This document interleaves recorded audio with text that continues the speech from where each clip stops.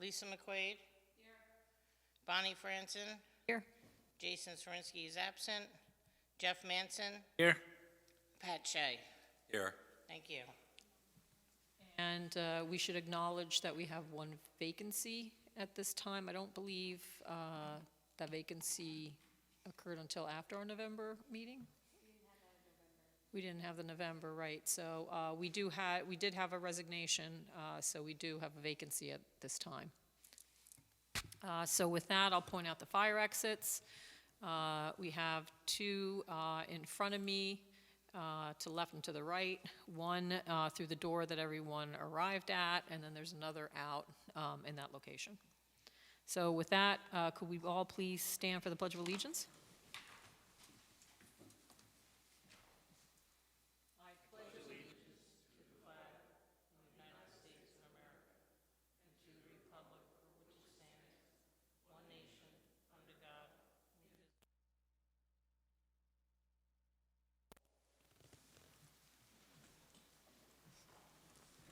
So we are changing the order of the agenda around a bit. I don't know that I have the revised agenda, Noreen, but I believe we were going to start with DG Management because we do have several individuals that are going to join via Zoom. So we thought we would get this taken off before we take on the other items on the agenda. I did switch it. All right. Should be the last email that you got, one of the last ones from me today. Okay, well. So, so DG Management is up first, and I'm going to launch this meeting.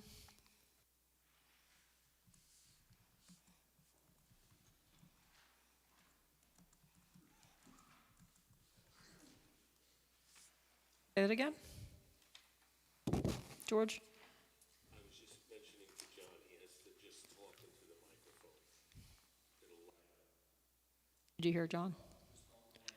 It will light up if On the base of the stand is the speaker face icon.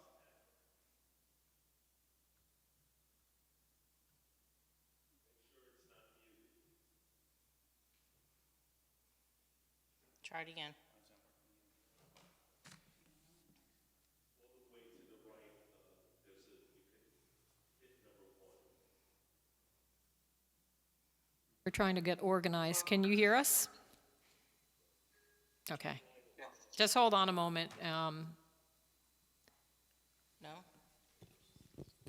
Maureen, you want to give him the mic?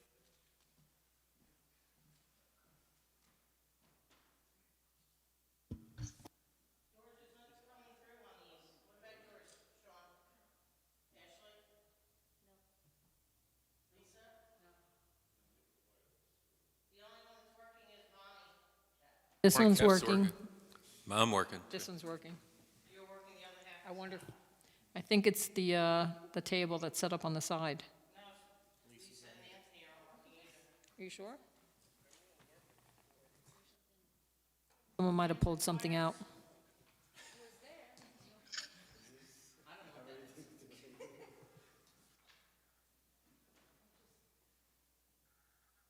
Is there anything they could have pulled out by accident we could have pulled out?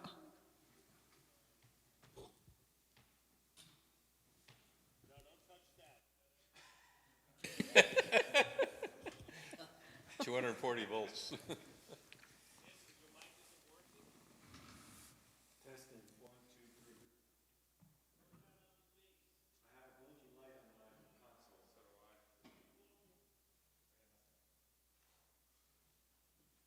They have a blinking light on their console at the bottom where the face is. Okay.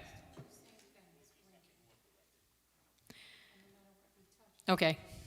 We'll wait for you.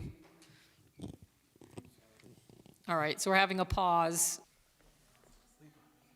Tell Ken, come back on.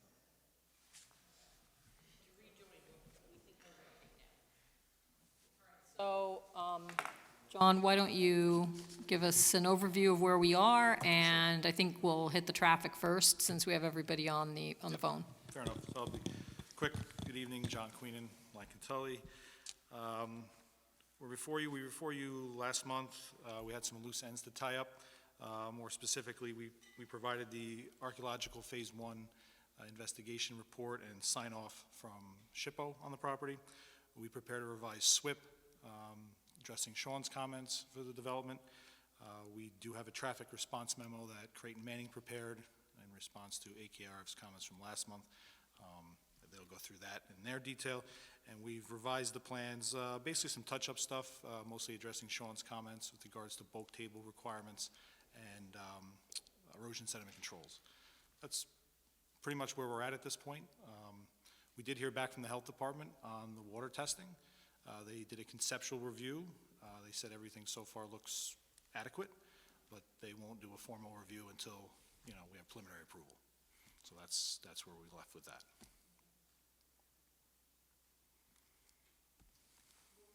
Are we doing also the review of this for hydrogeology?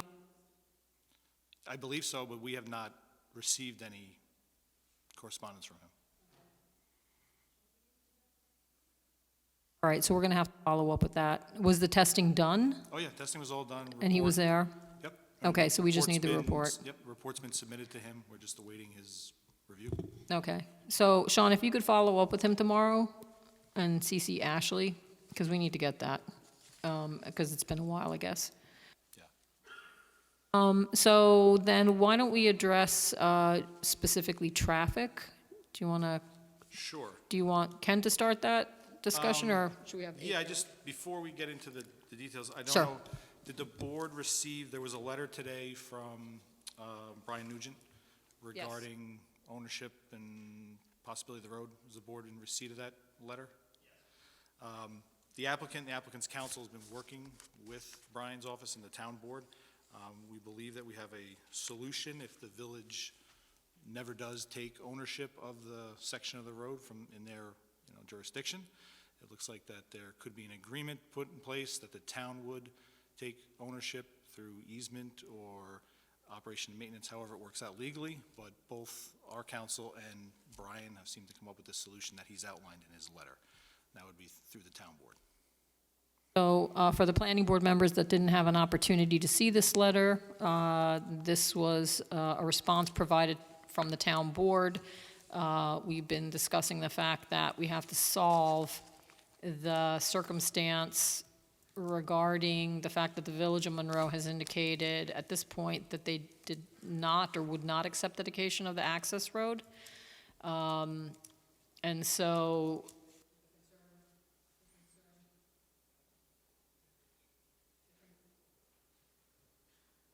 Hello? Oh, okay. So the concern became that we would be essentially accessing a public road from a private road, and how would that be maintained? Because that private road is on a portion of the property not owned or controlled by DG management. Correct. So there have been discussions. This letter was received based on those discussions. We do have to send it to the village. It does raise the question, does the village in some way still have to approve the road? Because, it's going to be owned by the town. Well, they've already approved the road. I mean, they've approved it through the subdivision, filing the subdivision map. Right, but we're not leaving necessarily a cul-de-sac there, right? There is a temporary cul-de-sac, yes, that would be installed. It would be installed as per the approved plan in the village. It's just that when it comes to dedication, the village's stance at this current time is that they weren't going to take it, although it hasn't been built yet. But it's a filed map and approved by the village. Right, so I think, from my perspective, the question is for the cul-de-sac, it is temporary. Yeah. Was it already identified that the temporary, if this were to be connected to the DG management property, is it understood that that bulb in the cul-de-sac would become kind of a straightaway, and that, the area that's no longer needed would revert to lawn or to one of the owners? Correct. Now, the way that it's been described to me in the village and the planning board minutes is that, yes, that exact scenario is described, that it was a temporary cul-de-sac. That's why it's a half cul-de-sac. think as far as that, it does depend what the map says, if there's any indication, because if it's approved as a cul-de-sac now, I don't remember it ever being a temporary, and I don't know. I think the question is it going to be dedicated to the town and accepted with this cul-de-sac piece, or if it's going to be changed? Modification. I mean, I can go back and look. I didn't prepare, wasn't involved in that subdivision, so I go back and through the maps, but Right, I think we just need to be certain of, that we can do this, that the town can take ownership, that there are no changes that in some way then involve the village in any way. But regardless, we're gonna send this, letter to them as an indication of the town's intent, and the town does intend to own it. And from that point, there are any other, any Yeah. other approvals necessary? It's a question mark, John, it's not a No, I know, definite. it's just, the village kind of has, put us in this position, and we've found a way Right. to make it work, and I hope. I think, at least from my perspective, as a planning board member, the town board has offered to do this. Yes. And so it solves the concern we have that it would be a private road, and how would we deal with it? Correct. But we need to ensure that there still isn't any kind of, through this process now, that somehow the village still needs to be involved in an approval. So it's a question mark. It's not a indication from our perspective that it's not going to happen, because the town board has said that they would allow this. And we did need this piece of, because we're on the, cusp of closing out seeker, Yes. so that the ZBA can do what they need to do, and this was an important piece of all of this. Yeah, this has been the last, several months that we've been doing this. So let's stick to, okay, so we talked about this. Right into Ken. We also wanted to talk about traffic, so let's talk about traffic, and then we'll get to sort of overall comments, see what the planning board may have in terms of comments, and our consultant. So why don't we go back to,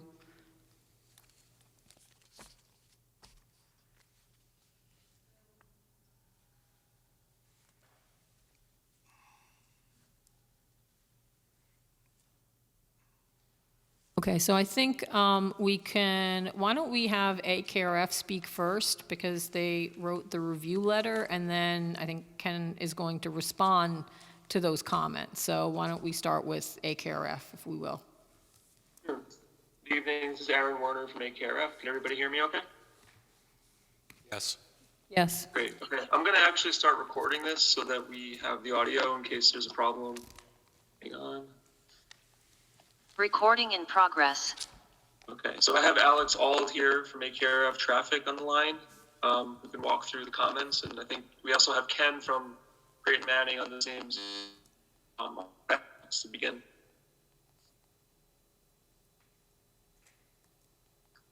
I think you're muted, Alex. Are you there?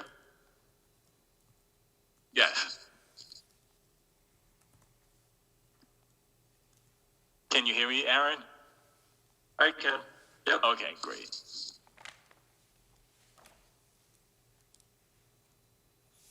So do you want to give a synopsis of your review, Alex or Aaron, and then we'll move on to Ken? Sure. This is just an update, a follow-up to our previous review. In our memo, you'll see an outline of our comments. Essentially, the one issue that still we found outstanding was the Q analysis. So you'll see the first couple of comments, we were satisfied with Creighton Manning's responses, but most of our comments revolve around the queuing. So we just had some comments regarding the technical analysis that was conducted in order to determine the actual queues at the westbound approach of Route 208 and Skunnymonk Street, excuse me.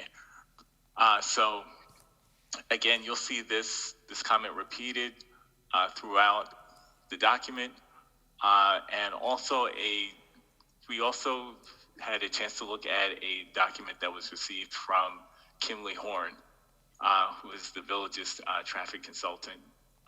And most of our comments pretty much parallel their comments as well.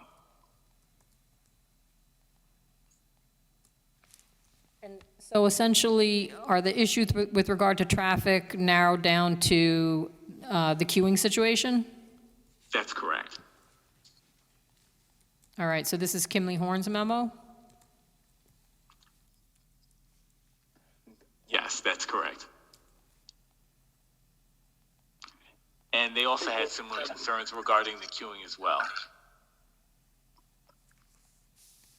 So can you be a little bit more detailed for the benefit of everyone? When you say queuing where? Queuing coming out of the proposed road or queuing that would happen on Skunnymonk?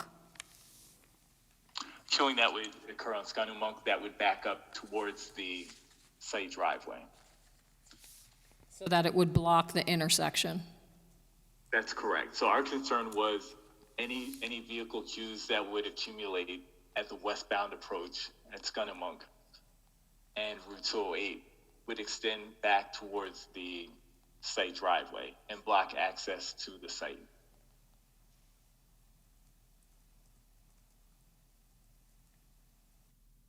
So you're showing us an aerial. I don't know what the base is. Those red and green lines, do they represent anything in particular? This is Ken Worsted with Creighton Manning Engineering. I'm showing my screen here. The green line is basically just the village-town boundary.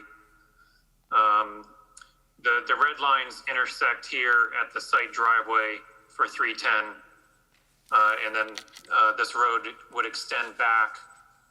That cul-de-sac area would be basically in here, and then the DG Realty property is behind that, back in this area. As Alex was explaining, the concerns about queue would generally fall in this area here, extending back from the traffic signal towards the site driveway. And I agree with Alex's synopsis of the Kimley Horn memo. We read that the other day, and we thought many of the topics were very similar to AKRF's concerns. So if we provide Kimley Horn with our responses to AKRF, I believe that will have them satisfied as well. Okay, so could you provide an overview? Have you developed responses, and do you want to provide an overview, or you're still looking at it? We're still looking at it, but we did have an opportunity. I was down here today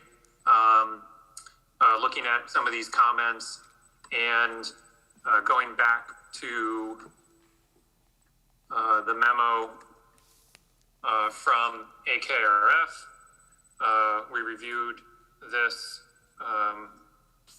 and a lot of the comments kind of stem from the main point of the traffic signal timings. You know, what are the timings at the traffic signal?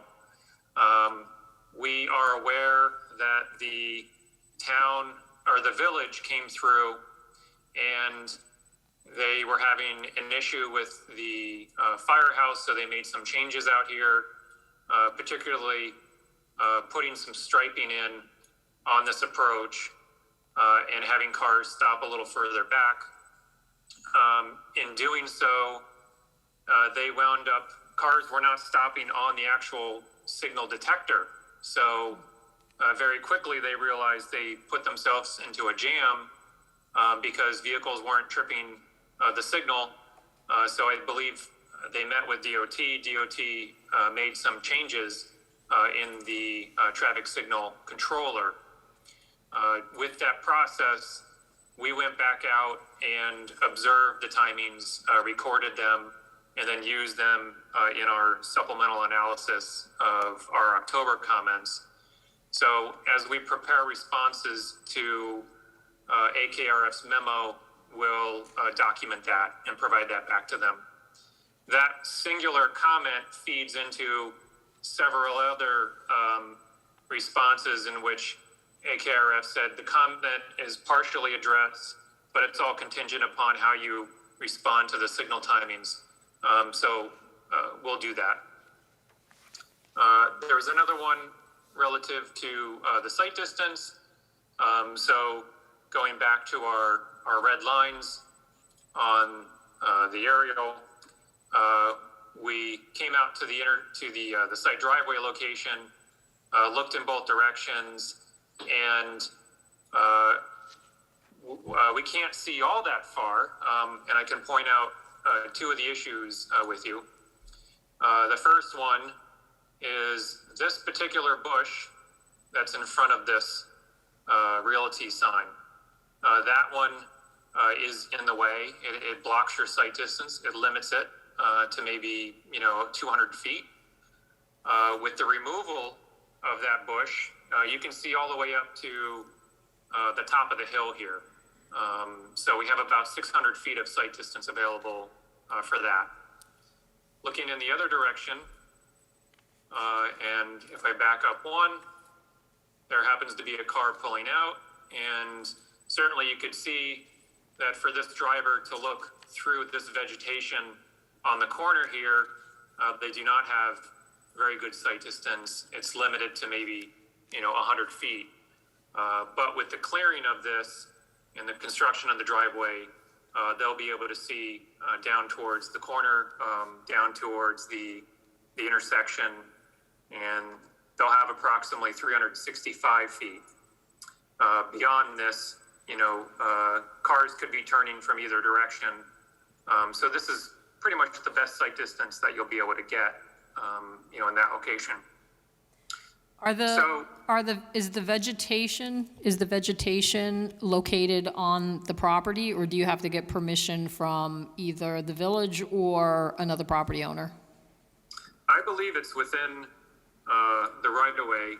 Here is a map of the 310 Skunnymonk project. Actually, it'll be this one. This is the map that was filed and approved by the village. And if we look down here, here is basically the right-of-way. Some of that vegetation is back over here within the property, the 310 property. The rest of it, I believe, is here in the frontage between the curb and the right-of-way line. So with that, I believe this area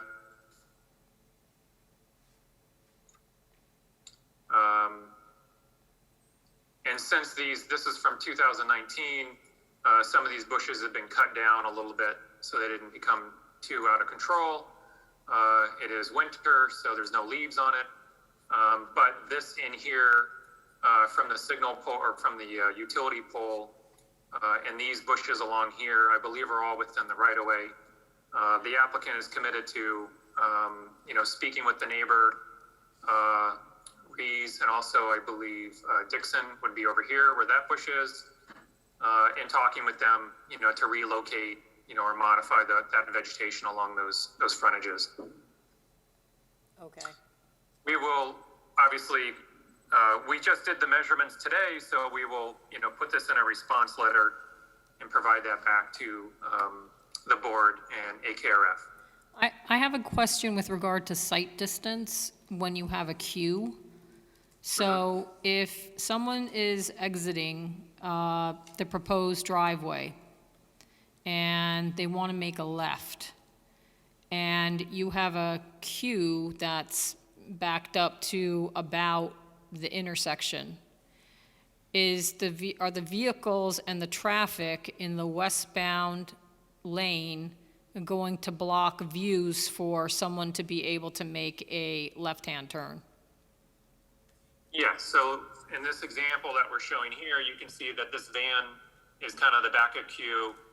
The blue car pulling out can only see, up to the van. And this is true pretty much of any intersection through here. And I'll give you another example.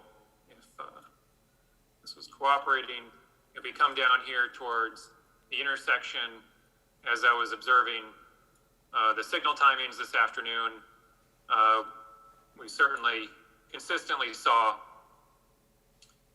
cars, in this example, where we've got cars now on, this is North Main Street southbound, otherwise 208, and you had cars coming out of the mobile station here, for example, this black minivan, attempting to pull out. And in a similar case, with cars queued up here, their sight distance is blocked, for them to pull out. So it's a situation that happens when you've got driveways that are in proximity to these intersections. Similarly, the house over here on this corner, when northbound is queued up, they have a similar circumstance, where it's going to be, they're going to have to basically wait until the queue clears out to have the best sight distance, the best view to pull out. Okay, thank you.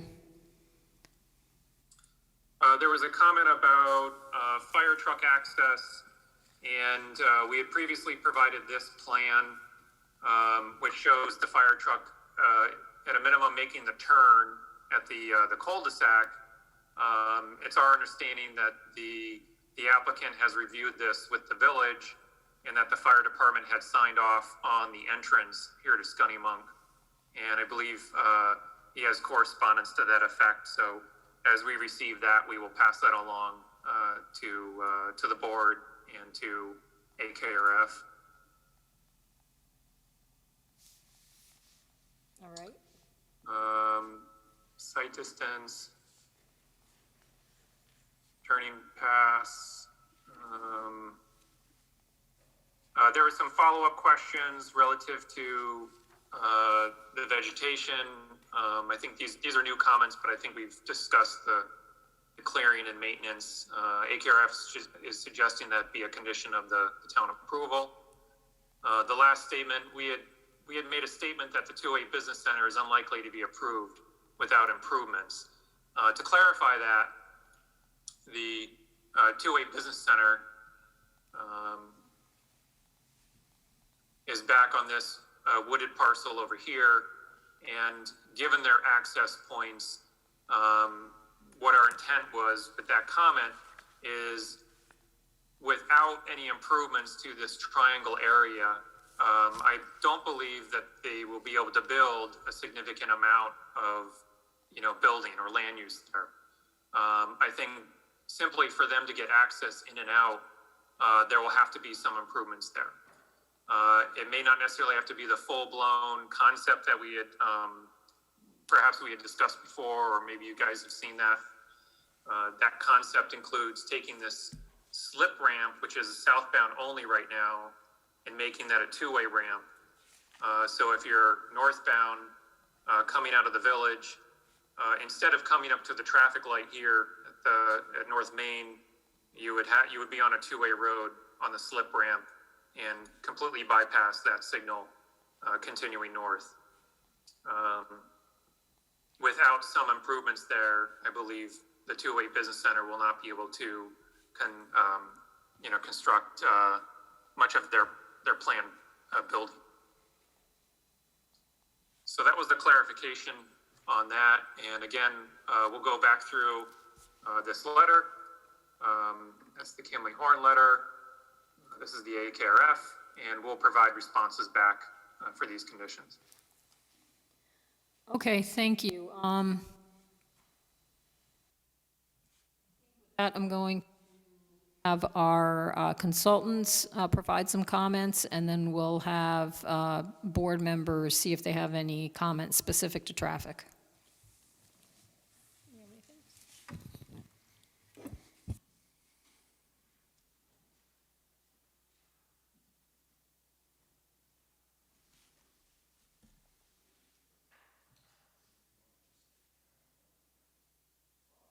We're having to go back and forth. Why don't you actually do all of your comments then? Yeah, that would probably make sense, since you're switching off.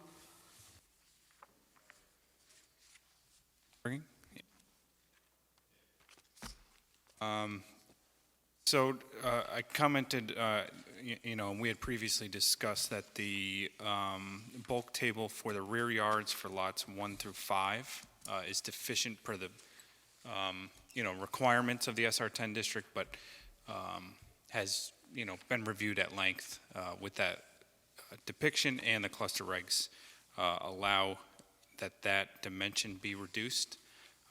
So I just noting it for the board that any approval will have to note that that waiver is applied and acceptable to the board. Previously, we had discussed that the rear lot lines of lots 2 through 6 be bold. I know that it's indicating the O&R lot, but that should be bold for the final subdivision plat. Comment 3 was regarding the SWIP, and I actually had a chance to discuss that with Chris from John's office this afternoon. In the SWIP, the tables that were provided indicated that the peak discharge rates for study points A and E indicated faster rates in the post condition as compared to the pre. And that was actually just a typo in the SWIP. There was another table that indicated that those were correct. I couldn't confirm that those numbers were correct without the model or some of the pages from the model that were actually missing in the SWIP. Chris forwarded those to me, and we went through those, and that they are found acceptable. So at this point, the SWIP is generally in great shape. There, obviously those items have to be addressed, but technically speaking, I believe the SWIP is acceptable.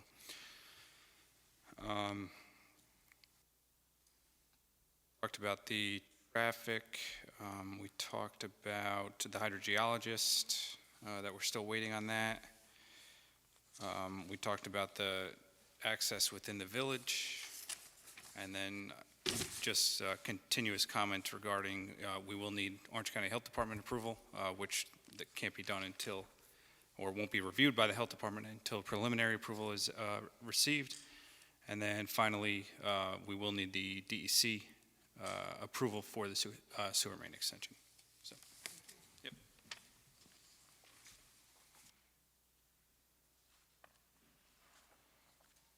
I think with that, then we'll take Ashley's comments and then we'll open up to the board.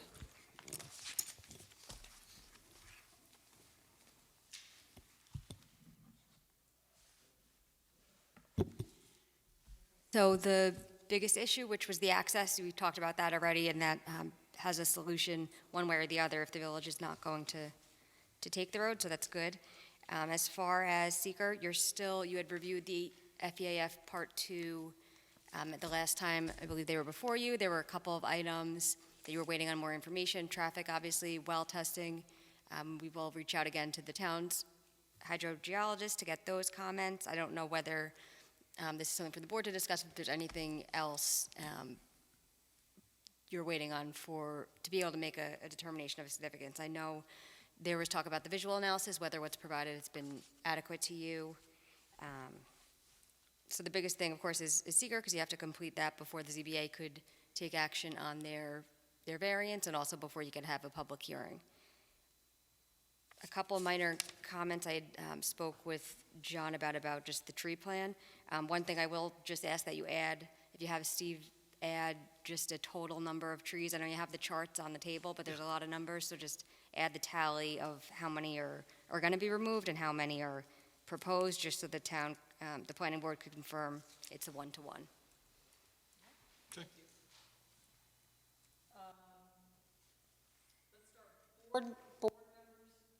Have any specific comments with regard to traffic? Just so that if we don't, then we can have our traffic people, exit Zoom, and then we can continue to talk about the project. So specifically, does anyone have any questions on traffic?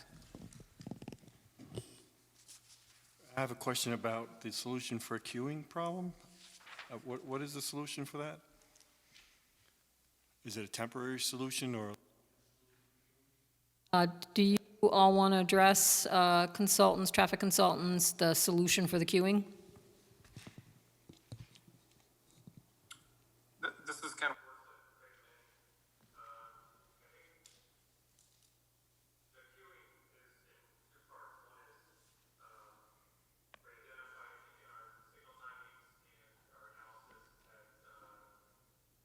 there are going to be queues on that approach. I think our analysis showed that it was going to back up all the way to the site right away consistently. We are aware that there are going to be times where it does back up, to that intersection. I think the applicant had property frequently. I was observing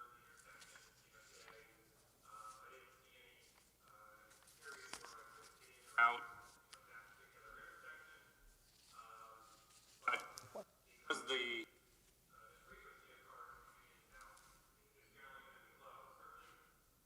watched dozen cars out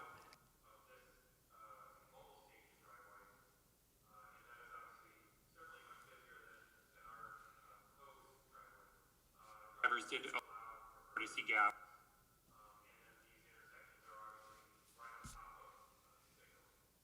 We're expecting the same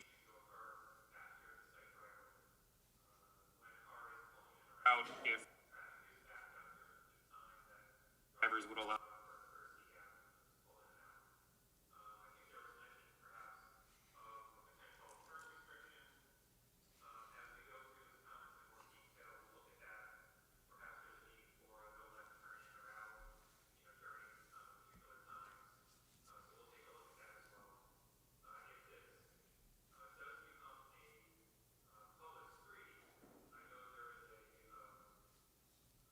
Striping, not block the box. Sometimes it's put in fact in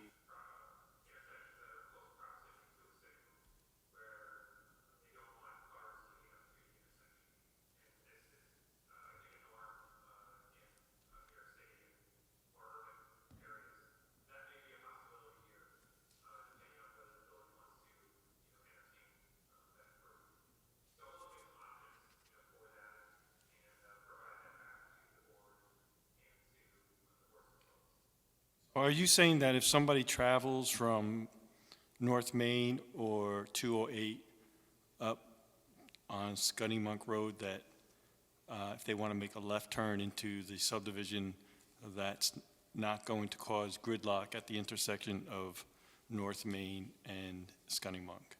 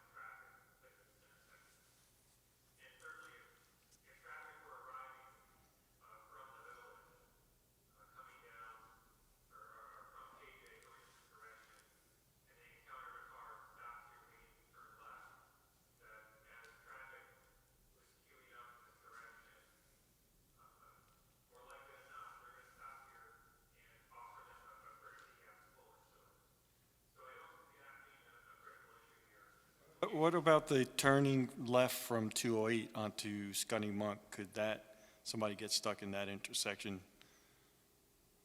So they're coming from 208 onto Skunnymonk? so would it be this heavier? No, it's gone the opposite direction, coming from 17. Coming from Mobile. 17M or coming from Yeah, the highway? yeah, exactly. So from the highway coming southbound? I'm making a left there, yep.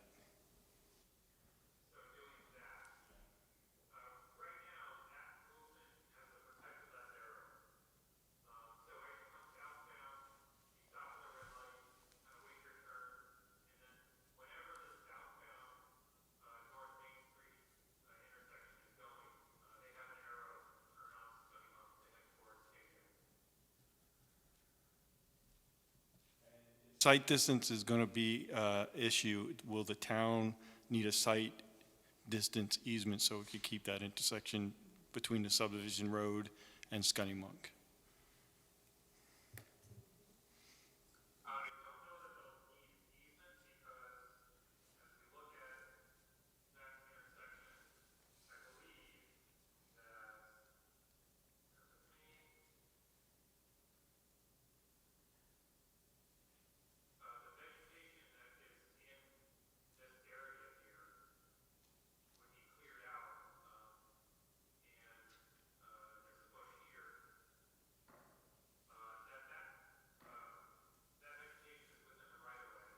That's a village right away, though.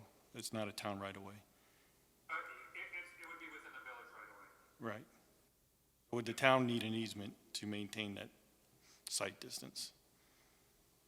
I don't think they would need an easement because it's within the right of way. So if, for example, there was, vegetation back here on private property that was causing the issue, then I think you would need to, essentially strike a line, across this part of that parcel and say this area now going to have an easement Again? for site distance.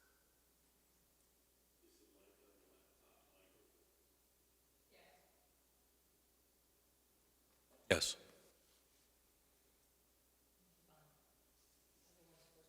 Okay, that might be splitting hairs, but it is two different municipal jurisdictions, so the town would have to do the work in the village right away if they were to maintain that easement, maintain the site distance. That I don't know the answer to. Yeah, if the town were to take ownership of this road and there's site distance within the village right away, what the agreement would be relative to that. Okay, thank you. I have a quick question after looking at the maps, and I did ask our attorney and engineer. We did, as part of seeker, we included DOT as an interested agency, but is this access point the road within 500 feet of the state road, and is there any requirement the DOT has to review it, or sort of what's the status, if any, with regard to DOT being involved in the review? So we're about 375 feet away from state road. So we're within that 500 feet. I don't know that they're required to review it, but if you did send it to them, I think, and you haven't heard back from them, you may want to prompt them to say, did you get it, did you look at it? And they may simply write back to you and say, no, we haven't looked at it, or we look at it and we don't see any specific involvement for DOT. And I don't want to put words in their mouth, but that's what I would anticipate coming back from. So, Sean, you know someone over at DOT, right, that can? Yeah, so let's just follow up and see if they have anything to say, because as you were showing the image and talking about site distance, it reminded me that I think we are within that 500 feet, so we'll just follow up. If they, this was this sent before COVID? I'm not even sure when we sent the lead agency, or Yeah. during. During, Yeah, so I think it'll just be good to follow up to make sure we didn't leave them out somehow. And everything was obviously not the norm during COVID. All right, anybody else have comments?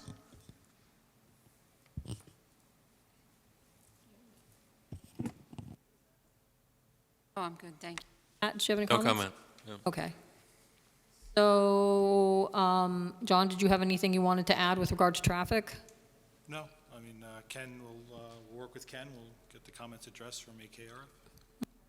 All right, so I think with that, we could probably leave the Zoom meeting, unless Aaron or Alex, Nina, Ken, do you have anything else you want to add?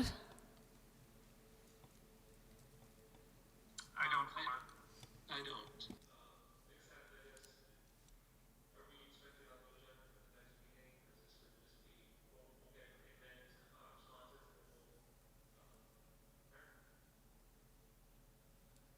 I think if you have responses, the possibility exists that they'll be on the next agenda, which will be in January. So we can coordinate with you, but let's see what's happening as far as responses, and, if the memos address everything, then we may not need to have, anybody present for a Zoom call, but we'll see. Okay, thanks so much. All right, thank you all. Thanks a lot.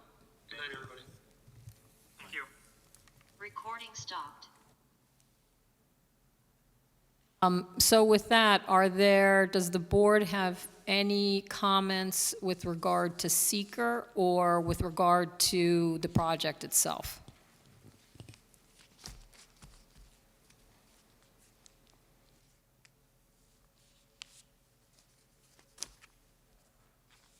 Do you have any comments at this time? I don't. Anthony? Oh, Lisa? No. Jeff? Not at this time. My one comment, a comment that has been consistent, is I still want a DEC Natural Heritage Program letter. It's not necessary. But it's some, I contacted them. they provide, you provided the EAF. Yeah, and they said, what's the reasoning that you need this? Because the EAF answers were no, except for a hit for the federal Indiana bat. My understanding and my experience is that Natural Heritage Program, their database is not necessarily the same. And we actually ask for the Heritage Program as the additional. Well, I'm just telling you what they told me. They said the answers provided by the EAF mapper are sufficient to complete the questions in the EAF, and a request for information from the New York Natural Heritage Program is not required. Not required, but the database isn't necessarily the same. So if you don't want to do it, we'll do it. We'll take care of it. Because honestly, it's not a big turnaround time. I know, but I called them to ask them, and this is the response they gave me. No, but what we requested was to actually write a letter to DEC Heritage Program. They have a separate address. Yeah, that's who I called. So you called the Heritage Program? Yeah, and this is the response I got back. And they're saying they're not going to provide a letter? They said, you don't need it, because all of the questions in the EAF were no, except Okay. for the bat. And they said, well, was it checked yes without a response? And I said, no, it's checked yes, and it says Indiana bat, northern long-eared bat. And they said, well, that's your answer. Okay. And I was like, I'll okay. follow up. I'll Okay. follow up. Yeah, I mean, if you want, I can send you the No, response I got. I didn't know if you were calling DEC Region 3 or No, DEC, no, because- the Natural Resources Well, Heritage then- Program. well, what they then tell you is, they said that if you're really interested, contact DEC. All right, maybe something's changed there. I'll look into it. 'Cause Thank then- you. Yeah, because they said, contacting the Heritage Program is not necessary. You can talk to your regional office if you have further concerns. Okay. So. All right, thank you. Thank you. Ashley or Sean, do you have any other comments? So with that, Ashley, what are our next steps? I think we have to send the letter off to the village. We need to just make sure what involvement, if any, they still have with regard to the project, if the town decides to take of that strip of road, village. I'll follow up with DEC. We have the traffic still ongoing. I need the comments of the water. Water comments. Water comments, any comments that were in Sean's review memo, which included the hydrogeologist. So again, we're close. We just have to get Yeah, to the finish line. I have water, traffic, and the heritage issue, and then whatever occurs at the village. Do you think, Ashley, it would be appropriate to start drafting a neg deck just so that we have something together? It won't be complete. We're still waiting for some answers, but, I expect we need some kind of negative declaration, right?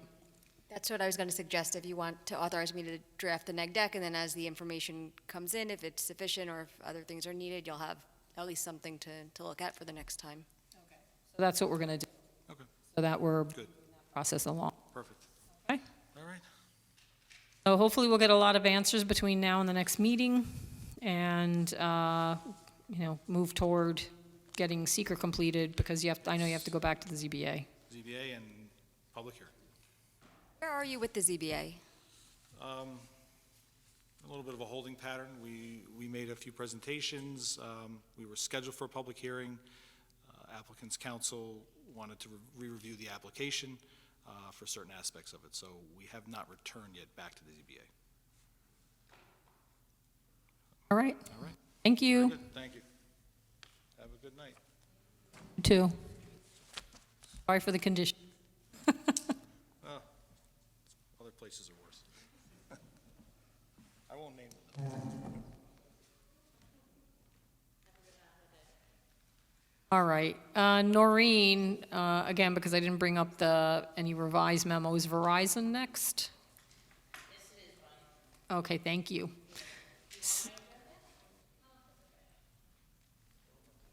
It'll be BJ.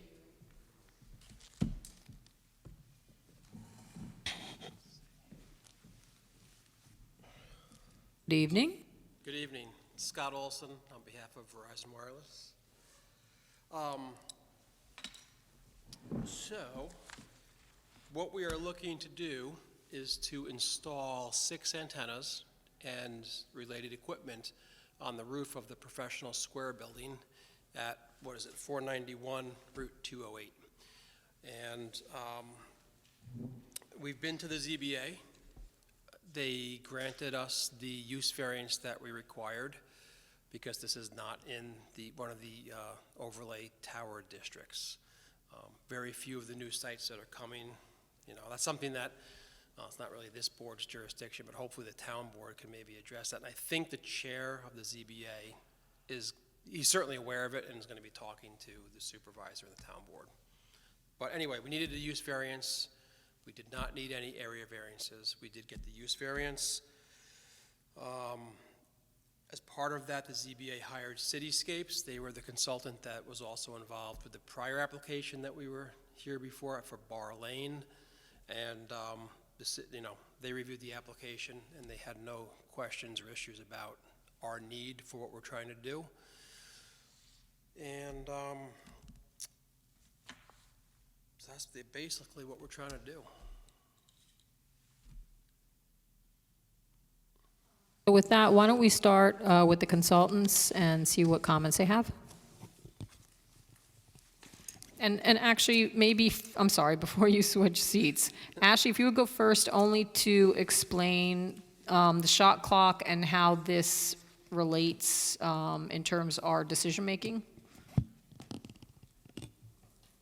Sure. So the board may recall the last time Verizon was before you, we had an agreement with the applicant to extend what's known as the shot clock, and that's the time imposed by the federal regulations that municipalities have to approve wireless applications. So with this particular type of application, that period is 90 days, and that's for all approvals that are required. So the ZBA and then the planning board both would fall under that.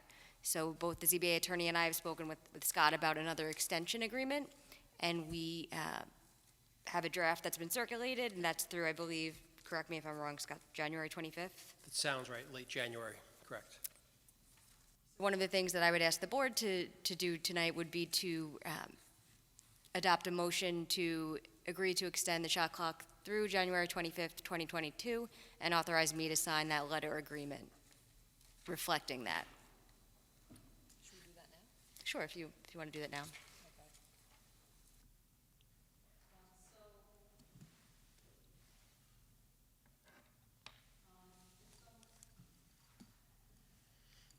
If someone would make a motion that we authorize our attorney to sign a letter in agreement with the applicant Agreeing to extend the shot clock timeframe for our review process. through January 25th. Through January 25th. Thank you, Pat. May I have a second? I'll second. Noreen?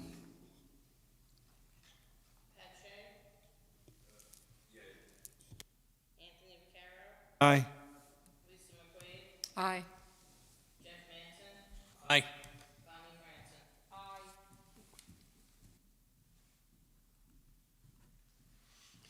Okay, is there anything else you want to cover, Ashley, since you're there? Sure, just a few comments. As far as seeker goes, this would be an unlisted action under seeker. I'm thinking the ZBA probably did an uncoordinated review, so I would suggest you would do the same, do your own seeker review. It does require referral to the county, so Noreen, if you could get that out tomorrow, just because of the timeframes involved, just to make sure the county has its 30 days to review that before the next meeting. A public hearing is discretionary because it's only a site plan application. One question I had, Scott, there was an inconsistency in the size of the platform in your narrative and on the plan. I just wanted to confirm the size, whether it's 9 feet by 6 feet, 11 inches, or 9 feet, 4 inches by 11 feet. I'm thinking the plan is probably correct. I am but- thinking the plan is probably correct also. Um, But I will definitely talk to the engineer and confirm that. Technically, this board has architectural review because there's new structures involved, but it's really just, the equipment platform, the antennas, if there's any need for certain color restrictions like you had done with the other Verizon application, that's something to think about. And we had spoken with Scott, I think, at a tech review about the need for easements for access from the property owner. Yep. And I believe that is it. So the board, if you wanted tonight to classify the action as an unlisted for purposes of seeker and proceed with an uncoordinated review. So with that, I'll make a motion that we declare that this action be classified as an unlisted action and that we will conduct uncoordinated review. May I have a second? Second.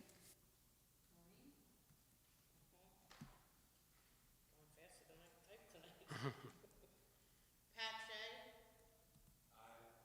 Anthony Vaccaro? Aye. Lisa McQueen? Aye. Jeff Manson? Bonnie Franson? Give it to Mike.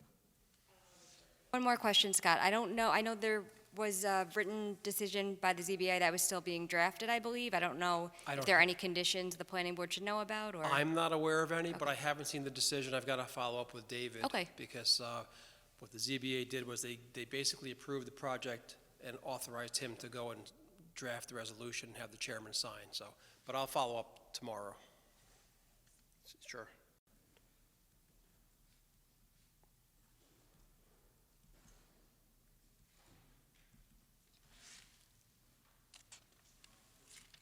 I'll be quick since I actually hit most of the comments I had. The use variance, any conditions should be included, as Ashley said. I just suggested a visual analysis from the intersection of 208 and the westbound ramp. That would be the closest one to the intersection. And I was just gonna, I saw that comment, and I don't know if we have that already. I don't know if you saw the visuals. So It's- there was an elevation, but I didn't see any actual like photos.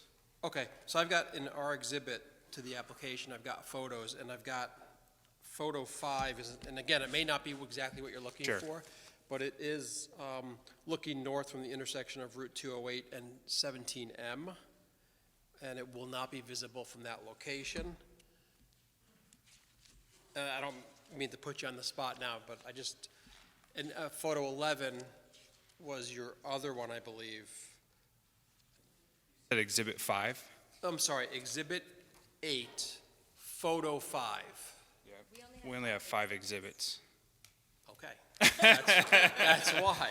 All right, so what I'll do is, if it's okay with you, I will email you the photo sim Sure. tomorrow, the analysis, and point out what I think may be covered.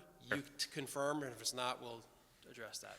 So since ours goes up to 5 and they at least go to 8, so I don't know if the others are relevant for us to this application, so we should probably just get whatever exhibits. Yeah. Okay, thank you. I'll take care of that. Sorry for that. Okay, so I was just going to add that both intersections of the ramps east and westbound at 208, I think would be helpful. Okay. We were talking about 239 referral. So Ashley had mentioned that we had spoke at the workshop about the easement for the site. However, access for the site is through 2 other parcels, so easements will need to be prepared for those as well. Yeah, and I don't have my title file with me today. My recollection is it's the same access that the actual the owner of the building uses. It was deeded, is a deeded easement, and that's what we're basically piggybacking off of, but I'll provide that information. Sure. That's all I had. So Sean touched upon, from my perspective, one of the issues was visually, what are we going to see from 208? And I don't see, at least on the elevation, I can't make out if the equipment storage area is going to be screened in some way and enclosed with some kind of fence or shielding. Yeah, no, and it's not going to be, and this building, I don't know if based on my experience, is a little unique because the building top, well, not including the parapet, is maybe, it's 5 feet, the parapet's basically 5 feet. So it's great because we have like a 10-foot equipment, so a lot of it is screened, and that's the same question that the chairman of the ZBA was very concerned with. That's like a pet peeve of his, equipment. And he went through, and we did it right here, he went through Google Maps and Street View, and because he thought the equipment was going to be visible, and we explained how it wasn't going to be, and he was convinced that it wasn't. So otherwise, he would have conditioned it on screening. Okay, yeah, I'd like to, so when you look at the elevation, it shows that the distance is 9.7, but as you said, a part of it is, I guess, sitting below what is the parapet. Right.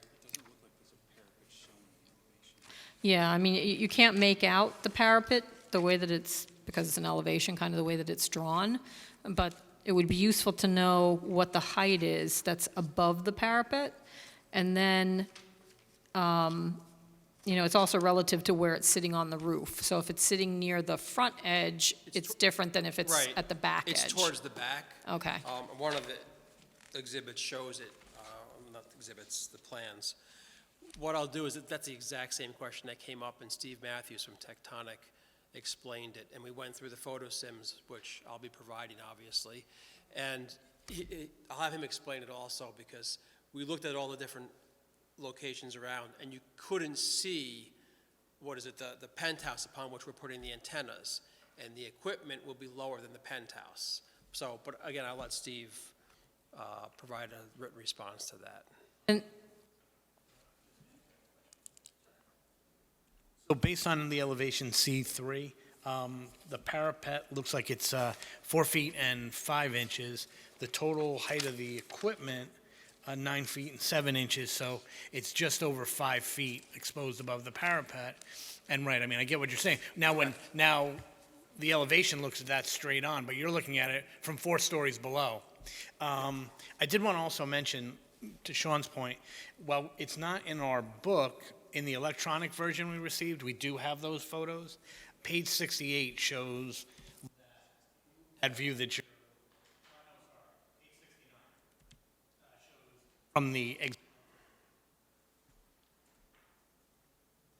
Thank you, Jeff.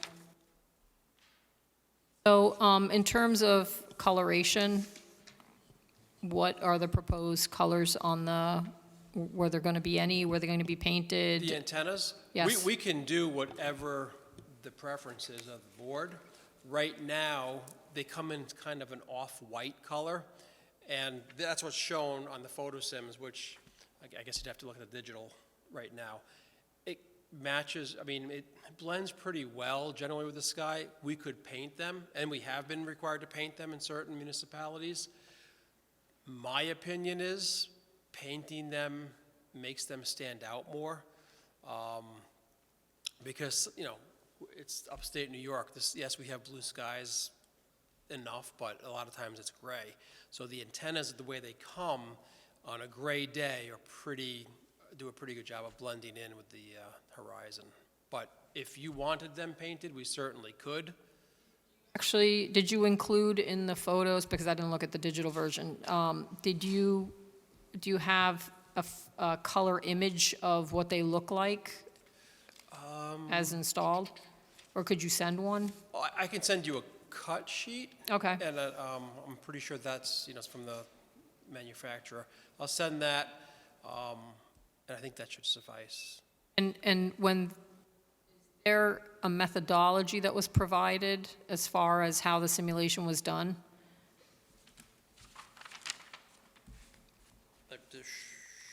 No, in this case, there was not. Okay. So they didn't, but I remember that question came up at the ZBA also. They did not use a balloon because of the existing structure. They used a structure to scale the antennas and the equipment. For co-locations like that, they generally don't need the balloon test. Okay. So when we look at the photos, we'll take a look at that some more then. Yeah, I think, again, I think the photos, when you see them, you know, like I have them here, but the off-white color, I mean, looks pretty good. You could paint them blue, but on those days when you don't have blue skies, they're going to be more apparent. I'm generally a fan of having something with the verifiable height within the image, to be able to then project and do the rendering, even if it's a stick 10 feet high that's just mounted there. Yep. You know, if we can't see it, we can't see it. But I'll take a look at those and then see. Sure. Okay, thank you. You're welcome. Those are my comments from now. Board members, do you have any comments? I'll start. Pat, do you have anything you want to bring up at this point? I don't. Anthony? No. Yes, I can, Pat, thank you. Lisa? Of You have to speak a little closer to the... the antennas, you're going to put them closer to the front, to the back? Does it matter where you place them on the building? So they're going to be placed on the existing penthouse. And we have on Exhibit 1, the plans SB-1. That shows you generally in relation, they're more towards the rear of the building, so as opposed to the front, and that's why their visibility is a little more reduced. But they're on the existing penthouse because that gives us the height that we need. What does 6 antennas do? Required to have 6? What's that? Is it required to have 6? Or For Verizon, it is. I mean, I didn't go into a lot of the details here. The 6 antennas, so basically, you're going to have 2 antennas facing in one direction, 2 in another direction, and 2 in a third direction, 3 sectors. We currently operate, losing track because we have just bought some new frequencies, but the antennas are used because we operate, it's not just one set of frequencies, we operate in this 700 megahertz, the 850 megahertz, the 1900 megahertz, 21 megahertz, 3500 megahertz, and we're going, so we have basically 5, 6 sets of frequencies. That's why we need, you know, one antenna does not propagate all the frequencies that we need, basically. in preparation, I mean, you hear 5G, I don't know that much about it, but is this in preparation for stronger or anything better as No, far as this the is phone not, reception? this is not 5G, and there are no plans right now for 5G for this site. What the future holds, I have no idea. I mean, I hear that comment a lot. The need for it is stronger reception, or what's the need? No, well, the need for it is twofold, is that we do have significant coverage gaps in this part of the town, but more importantly, it's so many people using the network that it's a capacity drain. So, and it's people in that general area, along the highways and along the general area, that it draws, they're drawing signal from other sites, and it's just, the sites are too far away to provide service to everybody. You're welcome. Yeah, the only thing I'm wondering is, harkening back to when our lane, for the ZBA, public hearings, quite a bit of public, wondering just comparatively on, was there any public hearings, public comment? What were the concerns that the public brought up, if any? Okay, great question. There was a public hearing that was held, I think it opened on the 26th of October, and it was continued over until the November 23rd meeting. No one from the public spoke. There were no public comments. They held it over only because at the October 26th meeting, their consultant, Cityscapes, had not yet provided a report, so they wanted to wait for that to be done. Yes, Bar Lane was a much different application. Yes. Look, very different location. Correct. Correct. What's the potential or likelihood that there'd be additional units co-located on that building? Well, not from Verizon. I can't tell you if T-Mobile or AT&T would use that. It's impossible for me to tell, just because I don't represent them. But I have no idea. There's some whip antenna up there now, There is. and whose is that? I believe, from what I've been told, is it's a tenant, someone that may be in the building that uses some type of a car service or something to communicate with maybe drivers. That's all I know about it. But Okay, so it's not another user, another mobile service? No, it's not a licensed carrier. Or emergency or No. anything like that? No, Okay. no, again, not that I was told it was an existing tenant. Okay. Yeah. And then with regard to the mounting and the equipment, was there a structural analysis as part of this? Did the ZBA go through that? The ZBA did not go through that, and just quickly looking. We always do a structural analysis before we put anything on any structure, just for liability purposes. Okay. I can find out where that stands. It's a new building, so, I would assume it could handle the load, but Yeah. usually there is a structural report just confirming that that's the case, so it'd be useful to have that. I will ask Steve Matthews that question. Okay, thank you. You're welcome. Sorry, just Sure. inspired by Bonnie's question. Do you know if there's any co-location of other companies' equipments on any of the Verizon sites that are included in the study, such as the one on Bald Hill or the one out in Blooming Grove, that this is working to serve to fill the gap of? I think Blooming Grove is a tower, if I remember correctly. I think I did that Verizon site like 15 years ago. I can't remember. I don't know the answer to that exactly. I'm assuming if it's a tower, I'm assuming there's another carrier on it, because Blooming Grove is a very difficult jurisdiction. So if there's a tower there, I think a lot of people are going to be there. It's difficult topography. Yeah, I have a story that I'll just refrain. It sticks in my head. The majority of it is. I mean, yes, the technology is generally described as line of sight, because the radio signals that emanate from the antennas are so generally low power. There is some diffraction, there is a minor bending, but they generally don't, if they hit a structure, dense foliage, a mountain, they don't just like kind of go up and over. They're not able to do that.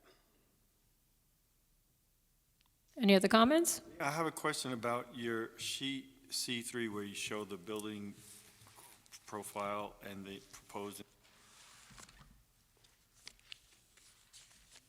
whip antenna, and at the top it has two rectangles that fan out. Are that part of the whip antenna? And you have something similar on the proposed Verizon antennas. So yeah, to me, it's an optical illusion. I saw the same thing. I believe the whip antenna is actually behind that group of two antennas, but just because it's a 2D plan, that's how it looks. But that whip antenna is not part of our installation, and they're not connected, but it certainly looks connected. And you have 6.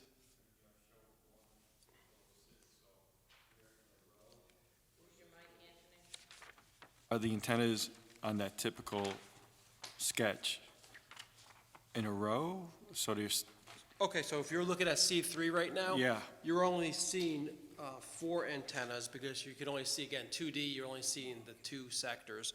And so look at where it says proposed Verizon antenna to the left. That structure you're looking at, it's a pipe mount, and at the top of the pipe, you have 2 antennas. You can kind of see that So the pipe mount has 2 antenna. We're seeing the side one, the one that's closest to 17, and then there's right behind it, you're saying another 2. Yeah, I think if you look, like Sean said, Right. on C2, that will show you the different sectors. Exactly, it's right behind it, that's why you can't see it in the C3 plan.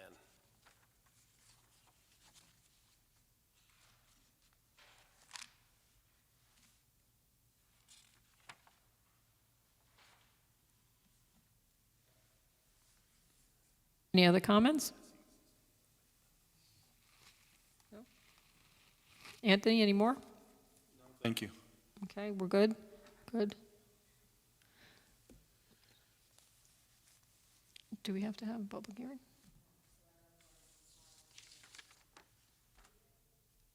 Yeah, my sense is, we might as well poll the board, because there's been a hearing at the ZBA level, and if this is just site plan for us, it's optional, and I don't know that we need to hold another public hearing, given the fact that one has been held at the ZBA. So I'll make a motion that we waive a public hearing for this application. May I have a second? I'll second that. Noreen?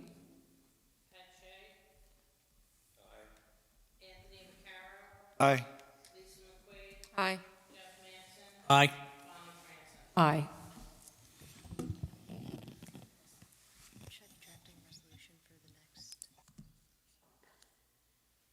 Yes, so we'll have Ashley draft a resolution. I mean, we still may have some visual questions and some other questions, but given the shot clock, we might as well start the process of getting a resolution together. Great. Do we need to resolve that or no? Okay. And I've All got right. a list of things that I'll get, to the board in by next week at the Right. latest. Yeah, we'll need the ZBA determination whenever that comes. We'll get that. And then the exhibits Yep. and structural report and whatever else we've asked for this evening. Yes. We have to send this for GML? Okay, so we should get that out right away. Orange County General Municipal Law referral. If you need anything from me, just let me know. I would, so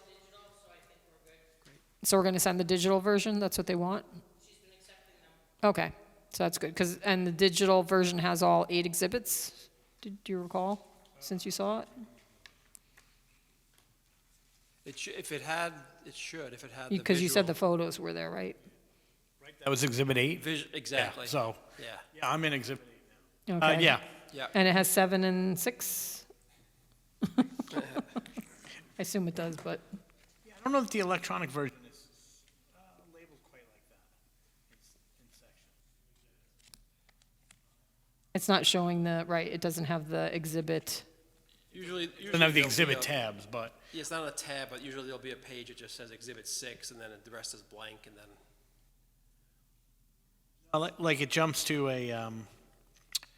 there's a site selection analysis, which I believe is one of the exhibits that comes after 5. that's 6. That, Exactly. right. Site So- selection is 6. So 6 is, I've confirmed 6 and confirmed 8. I believe 7 must be there. And 7 So- is just a What's a 7? non-interference letter from Michael Crosby at Verizon Wireless. It's a So- one-pager.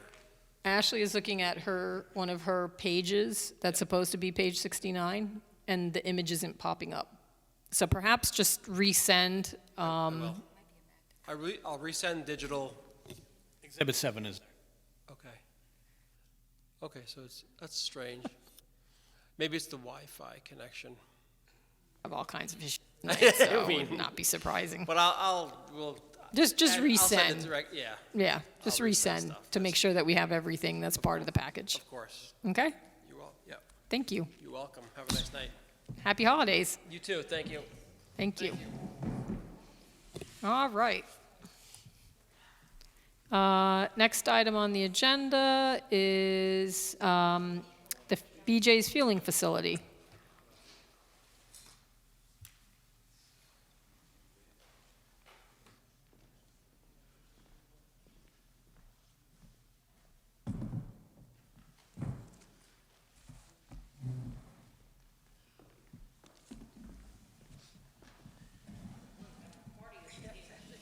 Yes.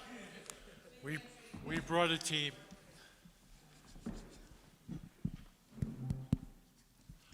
So we're going to ask somebody if someone could participate by Zoom, and I'm glad to say we did not do that. I'm George Lithgow from Jacobowitz and Gubitz. We're the project attorneys. With me, we have a cast of characters. Pat Smith from RD, he is the RD's project manager for this. Chirag Thakar is sitting to my left. He is the project engineer. We also have Margaret Patterson from JLL, which is located down south. And you'll hear a few y'alls coming from her. But basically, it's going to be a presentation by Pat, by Chirag. We also have Mort O'Boyle and Jason Carr, Mort O'Boyle's from BJ's. Jason Carr is from Stantec. He's going to speak briefly about the fueling station, environmental protection features that he works on with BJ's at a variety of locations. And Marissa Wagner from our office is also here.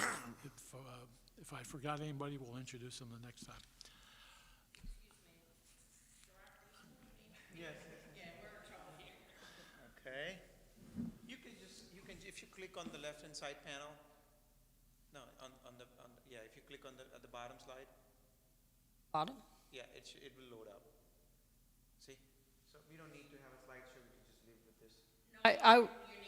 Oh, I'm sorry. I thought you were having trouble with that. Business card. So while he's getting that information, let me just give you a little of the background about this. This project, Harriman Business Park, was initially started development in the early 1990s. As part of that development, there had been some production wells.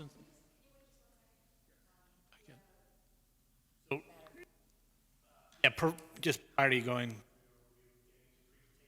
I'm recusing myself from this application. I'm a 7-year employee of BJ's in Monroe, right up through, well, I was there last night. So since that's a pretty clear conflict of interest, I'll be stepping down for this application. Thank you. Next up. So, and I'm trying to bring up the slideshow, and what I'm trying to do is not have this image where it shows the next slide. Does anybody know how to turn that off? Oh, okay. I guess it's mine. Sorry. I wasn't even looking up. I was looking at my computer. So, all right. Just let me know when you need me to change slides. Okay, so let me just give you sort of how we got here. And a couple of steps that are taking place which are not directly related to the proposed redevelopment. As I was explaining, the project began in the early 1980s when Joe Amato was the property owner. He had a vision. He started doing some background and investigation and looked at the possibilities, installed some wells on the property. There were 4 production wells, 3 monitoring wells. So there was a DEC permit issued for that in the early 1990s. He went forward with the board, went through a generic EIS, developed a business park plan. The town adopted zoning for that. There was a slight interruption when they built the Route 6 overpass. That delayed basically everything taking place down that way for a while. But eventually was built, and the access was relocated. Melody Lane was extended almost to the point where it intersected with what was called Industrial Drive, which the town had done.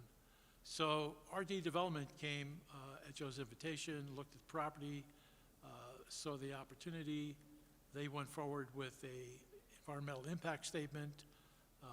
That was completed in 1999. There were findings that were adopted then. And then 2 years later, in 2001, BJ's came in with a development plan for a 11-acre parcel. It was to have the BJ store that's there now. It was also to have a fueling facility, or as they called it back then, a gas station. So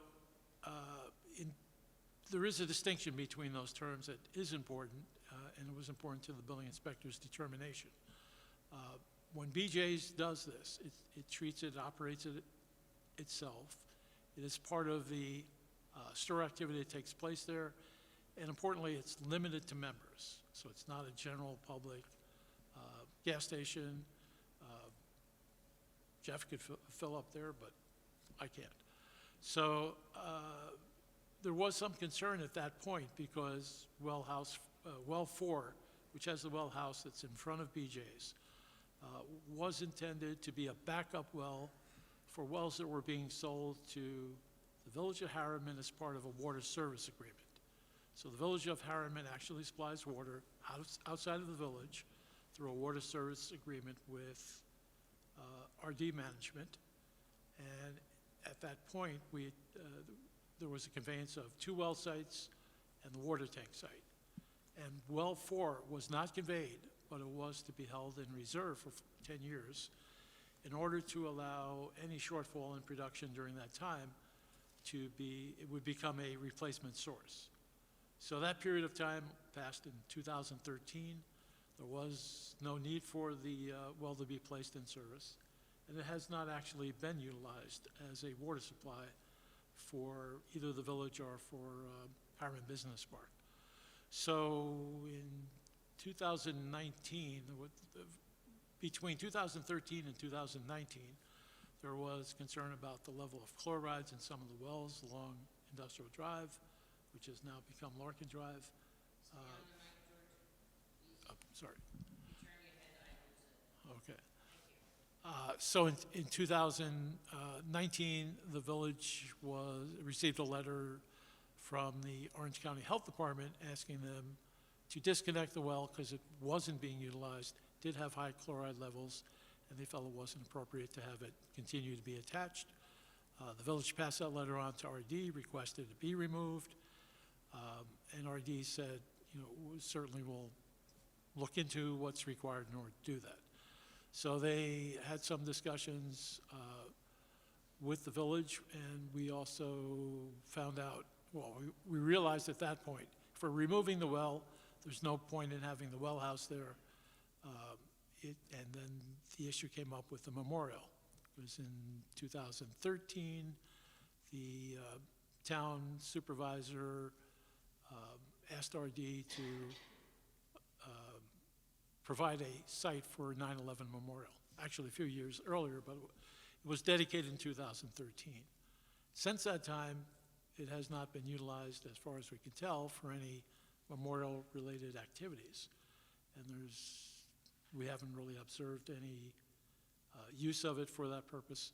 So the 3 things that sort of combined. One is the well had to be removed. The well house was going to be taken away because otherwise it would be vacant, and potentially it could create some problems. So the property would be regraded, and then the question came as to whether or not it could be utilized. It's otherwise, once the well is gone, decommissioned, there's no reason not to utilize it. So RD looked at development options, and in talking to BJ's raised the question as to whether or not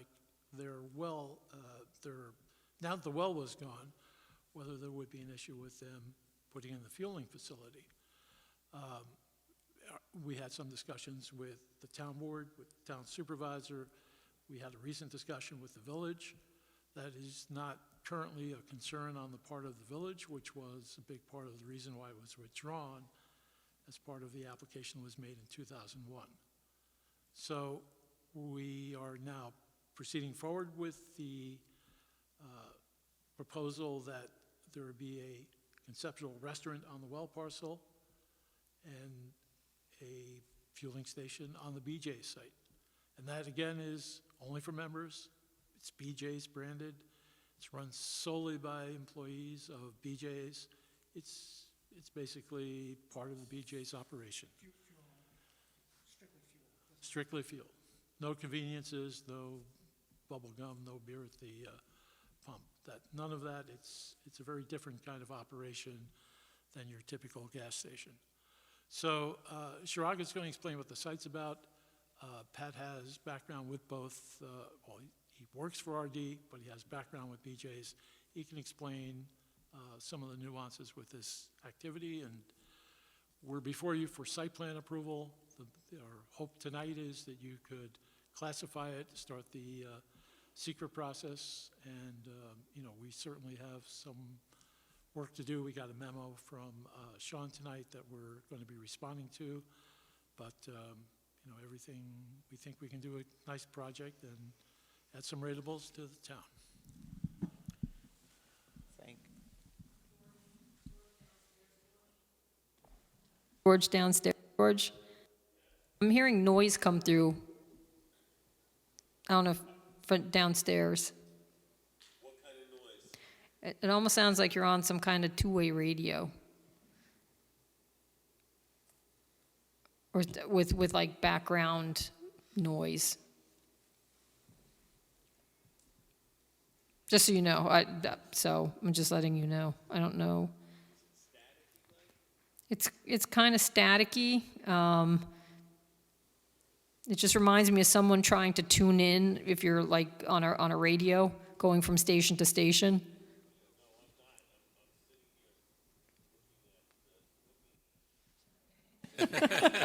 My. All right. So I don't know what that is because as oh, leftover Verizon. Okay. Let's get out and see if it's still in the parking lot. All right. All right. Well, we'll manage. All right. Thanks, George. Good evening. My name is Shirag. I think, Bonnie, we met over the Zoom call. So if you could go to the next slide, and we can keep going back and forth. It's not a long presentation. It's easy to navigate. But what we are looking at is an existing aerial.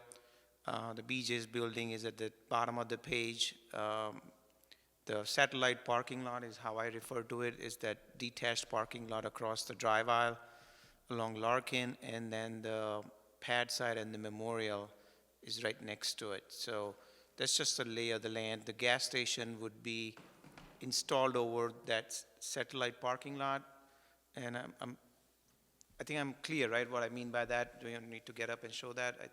Everybody understands what I'm referring to, correct?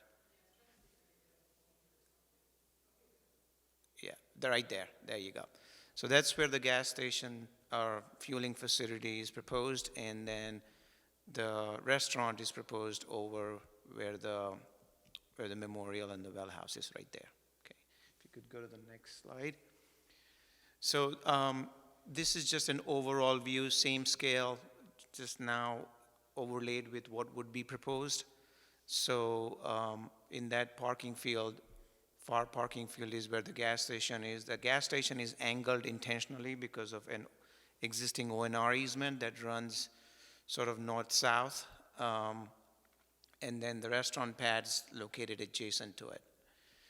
They both take access from that existing drive aisle that is in front of BJ's, then that further goes down towards Walmart. If you go to the next slide. Oh, I'm sorry. I'm sorry. This is the same plan, just a more close-up view. You have a little bit more perspective of what's going on, where the canopy is, the striping on the pavement, stormwater facilities, driveway cuts, sidewalks, stalls, that sort of thing. So this is just an overview of the site plan set. So this is the plan set that was submitted in November.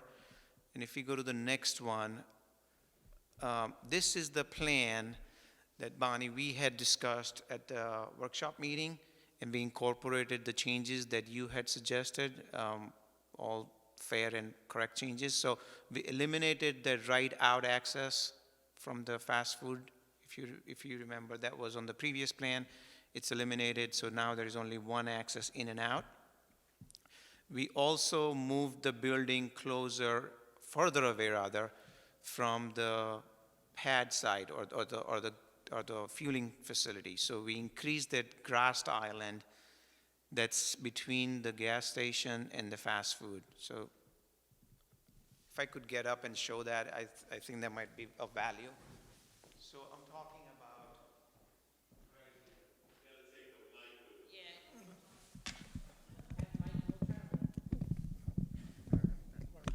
okay, so the one that I'm referring to is this one right here. So if we can go back to one more slide, you will see that it was quite skinny.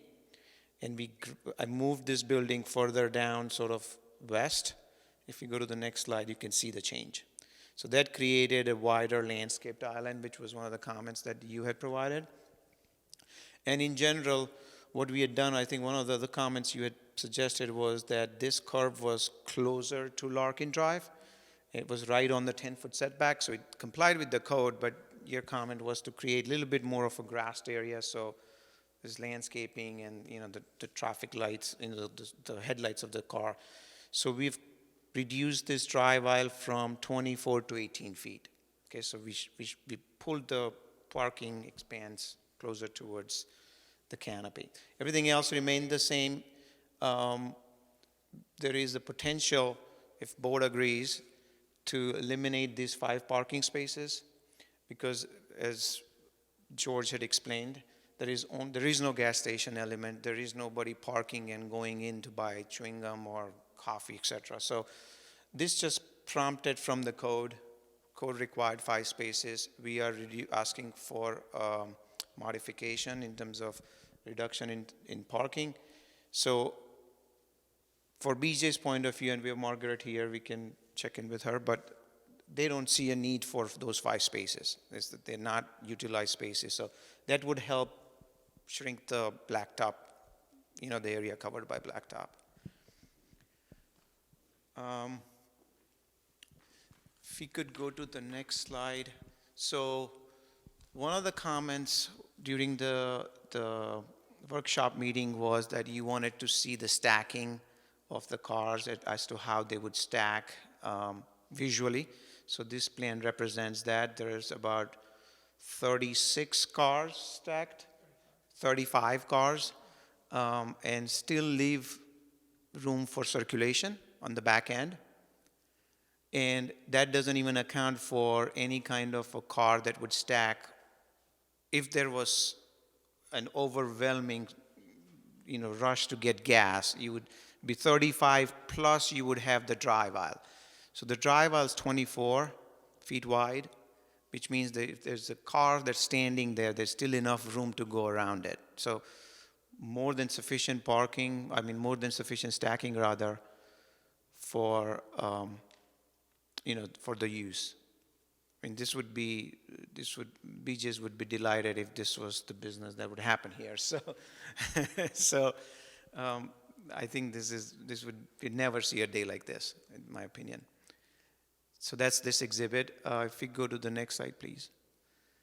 And I'll hand it over to. Do you want to talk about the safety features, or you want to talk about we can, this was just, you had recommended to show some examples of BJ's gas in other locations, so those are the slides that are in here, but we can go talk about safety features, or we can just talk about this now, however you want to handle it. Whatever you want to do as far as the presentation. You want to just deal with this now? Thank you, Madam Chair and Board. So my name is Pat Smith, and I'm with RD Management now, but I was with BJ's for 15 years. I left BJ's last year. So I'm very familiar with the projects that are up here right now. I was responsible to get the approvals both locally and within BJ's for these projects. We showed Newburgh, even though it's not really an example of what you wanted to see, but we figure it's the closest one to this site. So, and I'm assuming a lot of people are familiar with this site. This works.